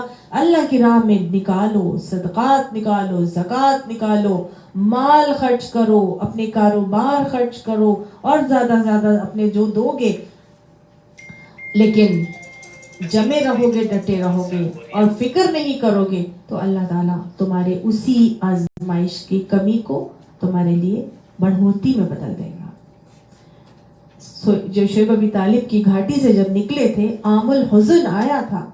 اللہ کے نبی نے کیا اس عام الحزن کے بعد تبلیغ کو چھوڑ دیا تھا؟ تبلیغ کو چھوڑ دیا تھا, بلکہ تبلیغ کرنے کہاں گئے تھے؟ طائف گئے تھے, طائف گئے تھے. 2 عزیز ترین ہستیاں اللہ کو پیاری ہو گئی. گھر میں چھوٹی چھوٹی بیٹیاں موجود ہیں, بڑی چھوٹی سب عمروں کی بیٹیاں موجود ہیں. آپ صلی اللہ علیہ وسلم حضرت سودا سے نکاح کرتے ہیں تاکہ بچیوں کے اوپر ایک عورت کا سایہ گھر میں موجود ہو, لیکن تبلیغ کا کام نبی صلی اللہ علیہ وسلم جاری رکھتے ہیں. یہ نہیں کہتے کہ میری تو 2 عزیز ترین ہستیاں چلی گئی, میں تو اب 3 مہینے کا سوگ مناؤں گا, 1 سال کا سوگ مناؤں گا. نہیں, فوراً چلے جاتے ہیں آپ صلی اللہ علیہ وسلم، کیونکہ اللہ نے جس مقصد کے لیے بھیجا تھا وہ تو یہی تھا کہ دین کا دعوت کریں، دین کی دعوت کا کام انجام دیں، تبلیغ کرنی ہے، اسلام کو پھیلانا. تو نبی صلی اللہ علیہ وسلم جوتے رہے، ڈٹے رہے اور دین کو کام کو جاری رکھا. حضرت ابو عبیدہ بن جراح کا ایک واقعہ آتا ہے کہ جب جنگ بدر کا موقع تھا تو حضرت ابو عبیدہ بن جراح، اچھا نہیں یہ تو بھی مالوں کے حوالے سے بات کر رہے ہیں نا ہم. مصعب بن عمیر کا واقعہ. حضرت مصعب بن عمیر اس زمانے میں جب ایمان قبول کرتے ہیں تو ان کا حال یہ تھا کہ وہ شہزادہ مصعب کہلاتے تھے. ان کا کیا لقب تھا؟ شہزادہ مصعب. کیوں؟ کیونکہ بہت امیر والدین کی اولاد تھے. اور جیسے آج مصعب، آج کل جیسے مردوں کے سپا بن گئے ہیں نا، نروانا ہے اور مردوں مختلف مرد جہاں جا کے اپنی گرومنگ کرواتے ہیں، فیشیل ہو رہا ہے، پالشنگ ہو رہی ہے، پتہ نہیں کیا کیا. جیسے لیڈیز کے پارلرز ہیں اس طرح مردوں کے بھی اب پارلرز بہت اور سپا بننا شروع ہو گئے. حضرت یہ جو مصعب بن عمیر ہے یہ اسی طرح کے لیوش زندگی گزارنے والے لڑکے تھے. والدہ بہت امیر تھی، پاکٹ منی سارے بیٹوں کو دیتی تھی، حضرت مصعب کو بھی ملتی تھی، اور وہ اپنی پاکٹ منی کا میجورٹی حصہ کس پہ لگاتے تھے؟ اپنی گرومنگ پر. ایسی پرفیوم یوز کرتے تھے کہ اس زمانے کی جو امپورٹڈ عطر ہوتے تھے وہ یوز کرتے تھے، اور ایسے یمن سے جو آتے تھے، اور جو جب گزرتے تھے اتنی تیز پرفیوم لگاتے تھے عطر کہ جب گزرتے تھے نا تو گزرنے سے پہلے ہی خوشبوئیں آ جاتی تھی کہ لوگ کہتے تھے کہ پتہ چل جاتا تھا کہ شہزادہ مصعب آ رہا ہے. اتنی خوشبوئیں آتی تھی. یہ حال تھا. ہمارے کوئی ہے ایسا؟ ہمارے تو پرفیوم لگاتے ہیں اتنی، لیتے ہیں 15,000 روپے کی اور اتنی سی اسپرے کرتے ہیں کہ بس اپنے پر آ جائے، 4 سال 10 سال وہ چلتی رہے پرفیوم. ایسے ہی ہے نا. اور وہ کیسے لگاتے تھے کہ ابھی وہ گزرتے نہیں تھے اور خوشبوئیں آ جاتی تھی. اتنا مال تھا ان کے پاس. شہزادہ مصعب آ رہا ہے. اور جب اسلام قبول کر لیا تو سب فکریں نکل گئی ذہن سے.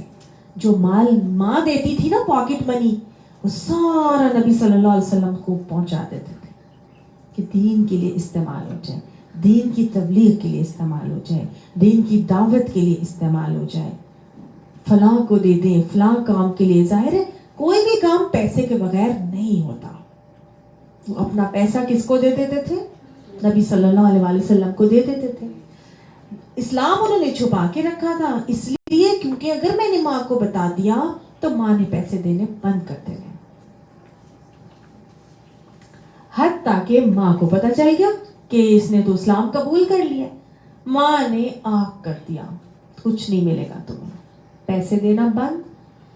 جب پیسے دینا بند تو ساتھ ہی ماں نے اٹھا کے پکڑ کے زنجیروں سے گھر میں جکڑ کے رکھ دیا، باندھ دیا کہ نہیں، نہ تم جاؤ گے نہ تمہیں پیسہ ملے گا، اپنا دین بدلو نہیں تو تمہیں میں یہ کر دوں گی وہ کر دوں گی. پکڑ کے رکھا ہوا ہے. اپنی رسیاں توڑوا کے بھاگے ہوئے نبی صلی اللہ علیہ وسلم کے پاس آئے کہ یا رسول اللہ صلی اللہ علیہ وسلم، آپ کے بغیر میں نہیں رہ سکتا، اس دین کے بغیر میں نہیں رہ سکتا، اللہ کے بغیر میں نہیں رہ سکتا، خدا را میرے لیے کچھ کریں. آپ صلی اللہ علیہ وسلم نے ان کو حکم دیا کہ مصعب تم حبشہ چلے جاؤ. وہ حبشہ ہجرت کر کے چلے جاتے ہیں. ہر حبشہ چلے گئے. حبشہ سے جب واپس آئے تو جب وہاں پہ افواہ پھیلی کہ جی سب نے اسلام قبول کر لیا ہے تو یہ بھی واپس آئے. سنتے سناتے کہ مکہ والوں نے اسلام قبول کر لیا ہے. تو حبشہ سے جب یہ واپس آئے تو اپنی ماں کے بہت پیار کرتے تھے ماں سے. ماں کے پاس نہیں گئے، حضور صلی اللہ علیہ وسلم کے پاس آئے کہ ان سے ملوں گا. ماں سیکنڈری ہو گئی تھی، نبی اور اللہ کی محبت پرائمری ہو گئی تھی. وہ پرائیورٹی بن گئی تھی کہ اللہ راضی ہو جائے، نبی راضی ہو جائے. سیدھے بھاگے نبی صلی اللہ علیہ وسلم کے پاس آتے ہیں اور حال یہ تھا کہ جسم کے اوپر ایک چمڑا بندھا ہوا تھا جس سے ان کی ستر ڈھپی ہوئی تھی، ننگے پاؤں، ننگا جسم، مٹی سے اٹا ہوا جسم اور مٹی سے اٹے ہوئے بال، کہ نبی صلی اللہ علیہ وآلہ وسلم نے جب ان کی یہ حالت دیکھی تو آپ صلی اللہ علیہ وآلہ وسلم بے اختیار رو پڑے کہ اس شہزادے نے اپنا کیا حال بنا لیا ہے اسلام کے خاطر. ہمارا حال یہ بنتا ہے؟ ہمارا حال کبھی ایسا ہوا ہے کہ ہم نے اسلام کے خاطر اپنی ساری آسائشوں اور نعمتوں کو لات مار دیا ہو کہ کوئی بات نہیں، میں اپنا کچھ نہیں بناؤں گی، آج دین کو میرے مال کی ضرورت ہے، میں اپنا مال وہاں پہ لگا دوں. ہمارا حال کبھی ایسے ہوا ہے؟ ہم نے کبھی اس آزمائش سے گزرے ہیں؟ ایسی آزمائشوں سے یہ گزرے تبھی تو دین ہم تک پہنچا ہے.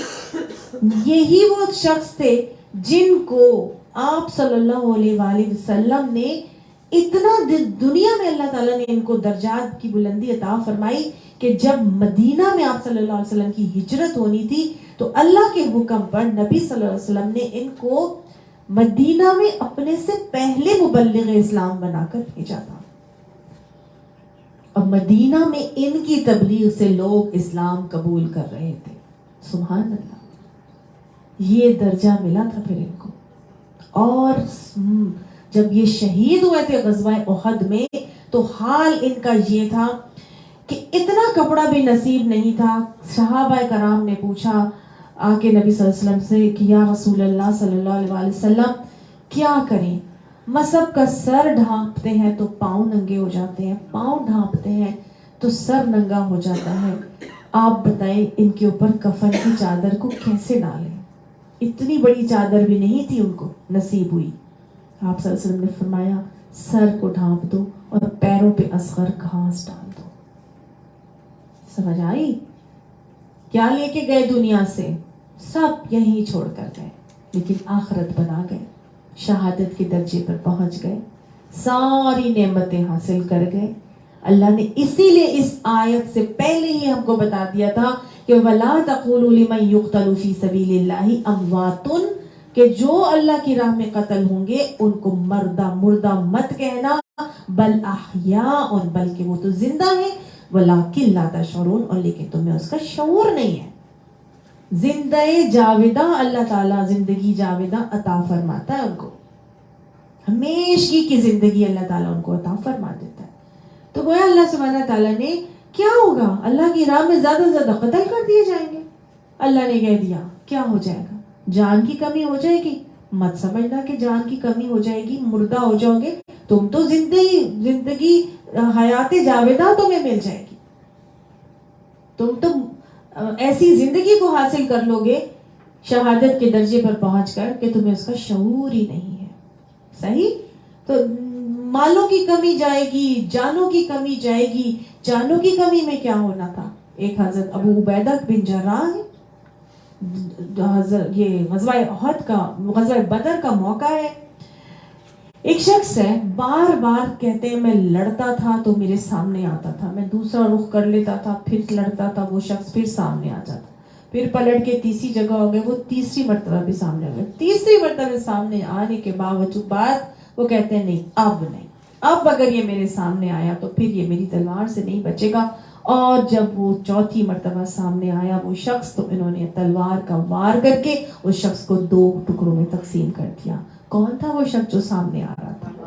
باپ، ان کا والد آتا تھا، آ کے ایموشنل بلیک میل کرتا تھا کہ دیکھو میں تو اس کا باپ ہوں، میرے سے اس کو پیار ہے، مجھ پہ تلوار نہیں اٹھائے گا.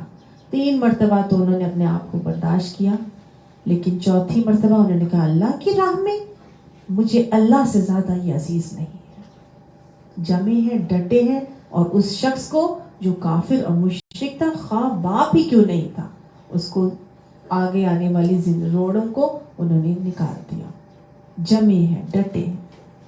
اسی طرح سے صحابہ کرام میں حضرت مصعب بن عمیر کے جو بھائی آئے تھے تو حضرت مصعب نے بولا تھا، یہ تو خود تو وہ احد میں شہید ہوئے تھے نا، تو جنگ بدر میں جب ان کے بھائی کو پکڑا ان صحابہ کرام نے تو حضرت مصعب نے زور سے آواز لگا کے کہا ان کو سختی سے پکڑنا، ان کی ماں بہت امیر عورت ہے، تمہیں فدیے میں بہت زیادہ پیسہ ملے گا۔ تو گویا اب ماں نہیں رہی تھی، اب کیا چیز ضروری آگے آڑی آ گئی تھی؟ دین کی بقا، دین کی نفاذ، اور اس کے لیے ہر رشتے کی قربانی دینے سے کسی صحابی نے دریغ نہیں کیا۔ آج ہم چھوٹی سی تکلیف آتی ہے، ہم لے کے بیٹھ جاتے ہیں، میری بہن نہ ناراض ہو جائے، ایسا نہ کیا تو میرے بھائی کو میں کیا منہ دکھاؤں گی، کہتے ہیں میرے بچے مجھ سے ناراض ہو جائیں گے، ہاں اللہ ناراض ہو جائے۔ یاد رکھیے گا حدیث قدسی میں آتا ہے، میں مفہوم بتا رہی ہوں آپ کو، کہ اگر تم اللہ کے لیے بندوں کو ناراض کرو گے، اللہ کے لیے بندوں کو ناراض کرو گے تو اللہ تعالیٰ تمہیں ان سے راضی کر دے گا، یہ اللہ کا وعدہ ہے۔ اللہ کے لیے اگر بندے ناراض بھی ہو جائیں تو کوئی بات نہیں، فکر پریشانی نہیں ہے، کیونکہ اللہ کا وعدہ ہے کہ اللہ اس کو تم سے ضرور راضی کرے گا، کیونکہ تم نے اللہ کے لیے اس کی ناراضگی مولی تھی۔ لیکن اگر تم بندے کو راضی کرنے کے لیے اللہ کو ناراض کرو گے تو وہ بندہ بھی تم سے راضی نہیں ہوگا۔ ہم نے دیکھا ہم بندوں کی خوشیوں کو حاصل کرنے کے لیے ہر ممکن حد سے گزر جاتے ہیں، ہر طرح کی چیزیں کر جاتے ہیں، پھر بھی لوگ کیا کرتے ہیں؟ باتیں ہی کر کے جاتے ہیں۔ ابھی میری بیٹے کی شادی ہوئی ہے تو لوگ مجھے بڑا ڈراتے تھے اور مجھے کہتے تھے یاد رکھنا ناراضگی ہمارا قومی فریضہ ہے، اس بات کے لیے تیار رہنا کہ ضرور خاندان میں سے لوگ ناراض ہوں گے، ضرور ناراضگیاں ہوں گی، تو مینٹلی پریپیئرڈ رہنا۔ الحمدللہ ثم الحمدللہ، نیت اچھی ہوتی ہے، خالصتاً اللہ کے لیے ہوتی ہے تو کبھی کوئی ناراض نہیں ہوتا۔ الحمدللہ اللہ نے بڑی سرخرو کیا، الحمدللہ۔ میں بڑی بات نہیں کر رہی ہوں، صرف نیت کی اصلاح کی بات کر رہی ہوں، نیت کی اخلاص کی بات کر رہی ہوں۔ لوگوں کو خوش کرنے کے لیے کریں گے نا تو کوئی بھی نہیں راضی ہوگا۔ اللہ کو خوش کریں، اللہ تعالیٰ کا وعدہ ہے اللہ خود خوش کر دے گا۔ میری زندہ تو مجال نہیں کہ میں ایک بندے کو خوش کر سکوں، ایک کو کروں گی دوسری ناراض ہو جائے گی، دوسری دو کو کروں گی تیسری ناراضگی لے کے بیٹھی ہوگی، اس کو زیادہ پوچھا مجھے تو پوچھا ہی نہیں، ہے نا؟ تو چھوٹی چھوٹی سی باتیں ہیں جن سے ہم نے سیکھنا ہے اور ہم نے دیکھنا ہے۔ اللہ نے کہا ہے تمہیں میں مالوں کی کمی سے بھی آزماؤں گا اور جانوں کی کمی سے بھی آزماؤں گا، لیکن اور والثمرات، اور تمہارے نتائج کی کمی سے بھی آزماؤں گا۔ میں اس کا ترجمہ، میں اس قابل تو نہیں ہوں، لیکن بہرحال ثمر پھل کو کہتے ہیں، اور کس چیز کا پھل ہے؟ یہ کام کا پھل، جو نتیجہ ہمیں ملتا ہے۔ تو نتائج کی کمی یعنی کہ جو کام کرو گے تم اپنی پوری ایفرٹ لگا دو گے لیکن وہ نتیجہ نہیں ملے گا جو ملنا چاہیے تھا۔ والثمرات، تمہاری ثمرات کے نتیجوں کی کمی سے بھی میں تمہیں آزماؤں گا۔ کئی دفعہ ہوتا ہے نا، ہم اتنی محنت کرتے ہیں، اتنی تیاری کرتے ہیں بچے ایگزامز کے لیے، اور ان کو ویسا رزلٹ نہیں ملتا ہے نا۔ ہم اپنی ساس کو راضی رکھنے کے لیے بڑی کوشش کرتے ہیں لیکن ساس پھر کوئی نہ کوئی بات ٹیڑھی کر جاتی ہے، ہوتا ہے۔ میں اپنی جٹھانی کو خوش رکھنے کے لیے بڑی ایفرٹ کرتی ہوں، پوری کوشش کرتی ہوں کہ جٹھانی ناراض نہ ہو یا شوہر ناراض نہ ہو، پھر بھی کوئی نہ کوئی معاملہ خراب ہو ہی جاتا ہے، ہوتا ہے نا۔ یہ نتائج کی کمی ہے، یہ آپ کے ثمرات کے پھلوں کی کمی ہے جس سے اللہ آزماتے ہیں۔ اب دیٹ ڈز ناٹ مین کہ اگر میرے شوہر مجھ سے نہیں راضی ہو رہا تو میں اب نیکی کا عمل چھوڑ ہی دوں، یا میں ساس کی خدمت کرنا چھوڑ ہی دوں، یا میں جٹھانی کو خوش رکھنا چھوڑ ہی دوں، مجھ سے تو کبھی راضی نہیں ہو رہا، چھوڑو میں نے کبھی نہیں کرنا۔ وبشر الصابرین، اللہ تعالیٰ خوشخبری دیتے ہیں جو صبر سے جمے رہتے ہیں، ڈٹے رہتے ہیں۔ اور الذین اذا اصابتہم مصیبۃ، اور جب وہ لوگوں کے اوپر کوئی مصیبت، کوئی تکلیف، کوئی پریشانی آتی ہے، یہ 5 آزمائشوں میں سے کوئی پریشانی، تکلیف، مصیبت، آزمائش آتی ہے، تو وہ کیا کہتے ہیں؟ قالوا انا للہ و انا الیہ راجعون، کہ بے شک ہم اللہ کے لیے ہیں اور ہم اللہ ہی کی طرف پلٹائے جائیں گے۔ یاد رکھیے گا، مومن ہر حال میں رجوع الی اللہ کرنے والا ہوتا ہے، ہر حال میں، ہر تکلیف، ہر پریشانی، ہر آزمائش، ہر مشکل میں، ہر بیماری میں وہ کس طرف پلٹتا ہے؟ اللہ کی طرف۔ اور حضرت عمر فرماتے ہیں وہ آزمائش جو تجھے اللہ کے قریب کر دے، وہ آزمائش تیرے لیے باعث رحمت ہے، اور وہ آزمائش جس میں تو اللہ سے دور ہو جائے کہ یہ میرے ہی اوپر آنی تھی، یہ مصیبت میرے لیے رہ گئی تھی، یہ بھوک مجھے ہی ملنی تھی، یہ میرا ہی کاروبار ٹھپ ہونا تھا، یہ مجھے ہی، میرے ہی ساتھ جو ہے وہ میری زندگی سے میرے ماں باپ دنیا سے اٹھ جانے تھے۔ اللہ تعالیٰ لے گیا انسان کے ماں باپ کو، لے گیا، بچے رہ گئے۔ ابھی مجھے ریسنٹلی کسی نے بتایا ینگ پیرنٹس جو ہیں وہ کار ایکسیڈنٹ میں فوت ہوئے، اس کے 2 بچے ہیں چھوٹے چھوٹے، اور وہ دنیا میں رہ گئے بغیر بے آسرا، نانی اب سنبھالیں گی ان کو، ہے نا۔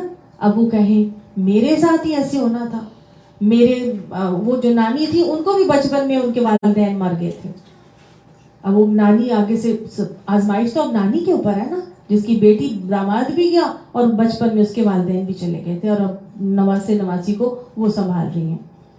تب وہ آگے سے یہ کہتے ہیں میں ہی رہ گئی تھی، اللہ نے میرے اوپر ہی آزمائش ڈالنی تھی، یہ مصیبت میں مجھے ڈالنا تھا۔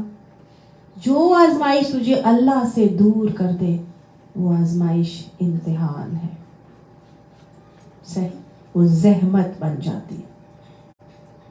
تو جب بھی کوئی پریشانی، تکلیف، مصیبت آتی ہے، 2 باتیں سیکھی، ایک تو یہ کہ جمے رہنا ہے، نیکی کے عمل کو چھوڑنا نہیں ہے، ڈٹے رہنا ہے، اور دوسری بات یہ ہے کہ ہمیں اللہ سے جڑنا ہے، اللہ سے جڑنا ہے۔ کیا کہنا ہے؟ بے شک ہم اللہ کے لیے اور اللہ ہی کی طرف ہمیں پلٹ کے جانا ہے۔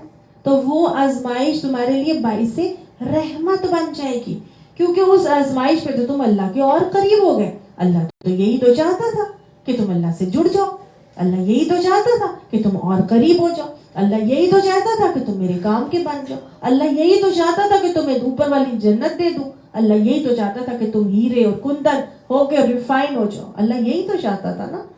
تو پھر کیا کرنا ہے؟ اللہ سے جڑنا ہے، انا للہ و انا الیہ راجعون کہنا ہے۔ حضرت بن علی رضی اللہ عنہ سے آتا ہے کہ آپ صلی اللہ علیہ وسلم نے فرمایا کہ جب کسی شخص کی کوئی چیز اس سے الگ ہو جاتی ہے یا گم ہو جاتی ہے یا اس کا عزیز اس سے جدا ہو جاتا ہے اور وہ اس غم پر پہلی مرتبہ انا للہ و انا الیہ راجعون پڑھتا ہے اور پھر اس کے یاد آنے پر پھر یہی دعا پڑھتا ہے، تو جتنا اجر اس کو پہلی مرتبہ پڑھنے پر ملا تھا اتنا ہی اللہ سبحانہ تعالیٰ ہر دفعہ پڑھنے پر اس کو وہ اجر عطا فرماتے ہیں۔ سبحان اللہ۔ ہم لوگوں نے تو بس یہ انا للہ و انا الیہ راجعون کی دعا جو ہے وہ صرف اسی پر رکھتی ہے کہ کوئی مر گیا ہے تو بس ہم پڑھ لیتے ہیں، نہیں۔ حتیٰ کہ آپ صلی اللہ علیہ وسلم نے فرمایا کہ جب کوئی چیز کسی کی گم ہو جائے، حتیٰ کہ اس کا جوتے کا تسمہ بھی ٹوٹ جائے، تو وہ کیا پڑھے؟ انا للہ و انا الیہ راجعون۔ یعنی کوئی تکلیف آئی ہے، لائٹ چلی گئی ہے، پانی ختم ہو گیا ہے، موبائل کام نہیں کر رہا، کوئی تکلیف بھی آ رہی ہے، کیا کرنا ہے؟ انا للہ و انا الیہ راجعون پڑھنا ہے۔ جب کبھی بھی وہ تکلیف دوبارہ اگر آتی ہے، آپ کو فیل ہوتی ہے، یاد آتی ہے اور آپ دوبارہ پڑھتے ہیں تو آپ کو اتنا ہی اجر ہمیشہ ملے گا۔ حضرت ام سلمہ سے آتا ہے کہ جب کسی شخص کی کوئی چیز اس سے الگ ہوتی ہے اور وہ انا للہ و انا الیہ راجعون پڑھ کر دعا کرتا ہے کہ اللہ اس سے بہتر عطا فرما، تو اللہ کا وعدہ ہے کہ اس کو اس سے بہتر چیز نعم البدل عطا فرما دیا جاتا ہے۔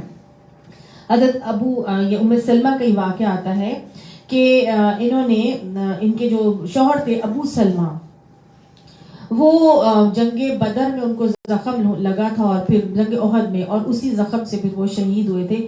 تو وہ حضور صلی اللہ علیہ وسلم کے پاس ایک مرتبہ ہو کر آئے اور آ کر انہوں نے اپنی وائف ام سلمہ کو یہ بات بتائی کہ آپ صلی اللہ علیہ وسلم نے فرمایا ہے کہ اگر کوئی مرد یا عورت کوئی دکھ یا تکلیف پہنچنے پر صبر کر کے انا للہ و انا الیہ راجعون پڑھتا ہے اور دعا کرتا ہے کہ الہی میں تیری ذات سے اجر اور ثواب کی امید رکھتا ہوں، الہی مجھے نعم البدل عطا فرما، تو اللہ اس کی دعا قبول کرتا ہے اور اسے بہترین نعم البدل عطا فرماتا ہے۔ تو وہ کہتی ہیں کہ تھوڑے دنوں کے بعد حضرت ابو سلمہ کا انتقال ہو گیا, وہ شہید ہو گئے زخم کا جو ان کو لگا تھا. تو وہ کہتی ہے مجھے ایک دم سے یاد آئی کہ انہوں نے یہ بات مجھے فرمائی تھی کہ نبی صلی اللہ علیہ وسلم نے یہ دعا سکھائی تھی.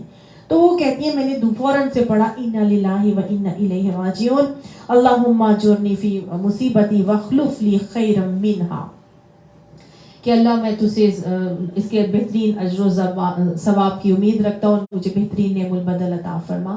تو کہتی ہے میں سوچنے لگی کہ ابو سلمہ سے زیادہ بہترین شوہر مجھے کہاں مل سکتا ہے, لیکن اللہ کے نبی کا وعدہ ہے, ان کی یہ خوشخبری تھی, اور یہ جب انہوں نے پڑھا ہے ان کے دل میں آیا کہ ابو سلمہ سے بہترین شوہر اور کوئی نہیں ہو سکتا میرا. تو آپ صلی اللہ علیہ وآلہ وسلم نے کچھ عرصے کے بعد عدت کے فوراً بعد ہی ان کو پیغام بھجوا دیا نکاح کا. تو انہوں نے دل میں یہ سوچا کہ ابو سلمہ سے نبی صلی اللہ علیہ وآلہ وسلم تو واقعی بہترین ہے, لیکن پھر ان کے دل میں آیا اور انہوں نے کہا کہ یا رسول اللہ صلی اللہ علیہ وسلم میں بہت غصے والی ہوں, میرا بہت غصہ تیز ہے, میں نہیں چاہتی کہ آپ کو ساتھ میں کبھی کوئی بدتمیزی کروں اور گناہ گار ہوں. تو دوسرا انہوں نے کہا کہ یا رسول اللہ صلی اللہ علیہ وآلہ وسلم میں بہت عمر رسیدہ ہوں, اور تیسرا یہ کہ آپ صلی اللہ علیہ وسلم آپ کو فرمایا کہ میرے بہت زیادہ بچے ہیں. تو آپ صلی اللہ علیہ وسلم نے تینوں کو ہی ان کو جواب دیا, اور آپ نے فرمایا کہ میں تمہارے غصے کے لیے اللہ تعالیٰ سے دعا کروں گا کہ تمہارا غصہ ختم ہو جائے. تو جو عورتیں غصے والی ہیں ان کے شوہر اگر اپنی بیویوں کے لیے غصہ ختم ہونے کی دعا کریں گے تو انشاءاللہ ان کا غصہ ضرور ختم ہوگا. تو بیویاں دعا کر رہی ہیں اور کیا. پھر انہوں نے کہا میں بہت عمر رسیدہ ہوں, تو آپ صلی اللہ علیہ وسلم نے فرمایا کہ کوئی بات نہیں, میں بھی تمہارا ہی ہم عمر ہوں, کوئی فرق نہیں پڑتا. تیسری بات انہوں نے کہا تھا میں عیالدار ہوں, میرے بہت سارے بال بچے, تو انہوں نے کہا تھا میں چاہتا ہوں کہ میں تمہارے بال بچوں کی کفالت اٹھاؤں اور تمہیں اس فکر سے آزاد کر دوں. پھر وہ کہتی ہیں کہ جب نبی صلی اللہ علیہ وسلم نے یہ تینوں باتیں مجھے جواب دی تو پھر کہتی ہیں آپ صلی اللہ علیہ وسلم سے نکاح کا پیغام انہوں نے قبول کیا, اور کہتی ہیں واقعی اللہ نے مجھے ابو سلمہ کا بہترین نعم البدل نبی صلی اللہ علیہ وسلم کی صورت میں عطا فرمایا. تو یہ بہت خوبصورت دعا ہے اِنَّا لِلَّهِ وَإِنَّا إِلَيْهِ رَاجِعُونَ کی صورت میں جو مجھے اور آپ کو یہاں پر عطا کی گئی ہے. اللہ اس دعا کو میں ہم ہر تکلیف میں پریشانی میں پڑھنے کی توفیق عطا فرما. اللہ نے کہا اولئک علیہم صلوات من ربہم ورحمہ واولئک هم المہتدون. یہی لوگ ہیں کہ جو یہ رویے اپنا کے جب چلتے ہیں, جب مشکل آتی ہے, پریشانی آزمائش آتی ہے, صبر سے جمے رہتے ہیں, ڈٹے رہتے ہیں, اور اپنے آپ کو کنیکٹ کس کے ساتھ کرتے ہیں, اللہ کے ساتھ, اللہ کی طرف رجوع اللہ کرتے ہیں. پھر وہی وہ لوگ ہوتے ہیں جن کے اوپر پھر اللہ کی طرف سے رحمتیں بھی آتی ہیں اور عنایتیں بھی ہوتی ہیں, بڑی عنایات ہوتی ہیں. اللہ کی رحمت کا سایہ ان کو ڈھانپے رکھتا ہے, اور پھر وہی لوگ ہوتے ہیں جو ہدایت یافتہ ہوتے ہیں. اللہ ہمیں محتدون میں شامل فرما دے. اللہ یہ رویے اپنانے کی ہمیں توفیق عطا فرمائے. اللہ اس زندگی کو جو تو نے ہمیں عطا فرمائی ہے, اللہ ہمیں اپنی پسند سے زندگی گزارنے کے طریقے سکھا دے, سلیقے سکھا دے, اور ہمیں ایسا بنا دے کہ ہم تجھے پسند آ جائیں. صدق اللہ العظیم. ربنا تقبل منا انك انت السميع العليم وتب علينا انك انت التواب الرحيم. وصلى الله تعالى على خير خلق محمد وآله واصحابه اجمعين برحمتك يا ارحم الراحمين. سبحانك اللهم وبحمدك نشهد ان لا اله الا انت نستغفرك ونتوب اليك يا رحيم يا ذو الجلال والاكرام. یہ زندگی موت کا فلسفہ جو آج آپ نے ہم کو سکھایا ہے, اللہ ان تمام رویوں میں, ان تمام آزمائشوں میں, ان تمام معاملات میں اللہ ہمیں احسن عمل کرنے کی توفیق عطا فرما دے. اللہ جو رویے اپنانا ہم نے سیکھے ہیں, اللہ ان پر ہمیں ثابت قدمی عطا فرما.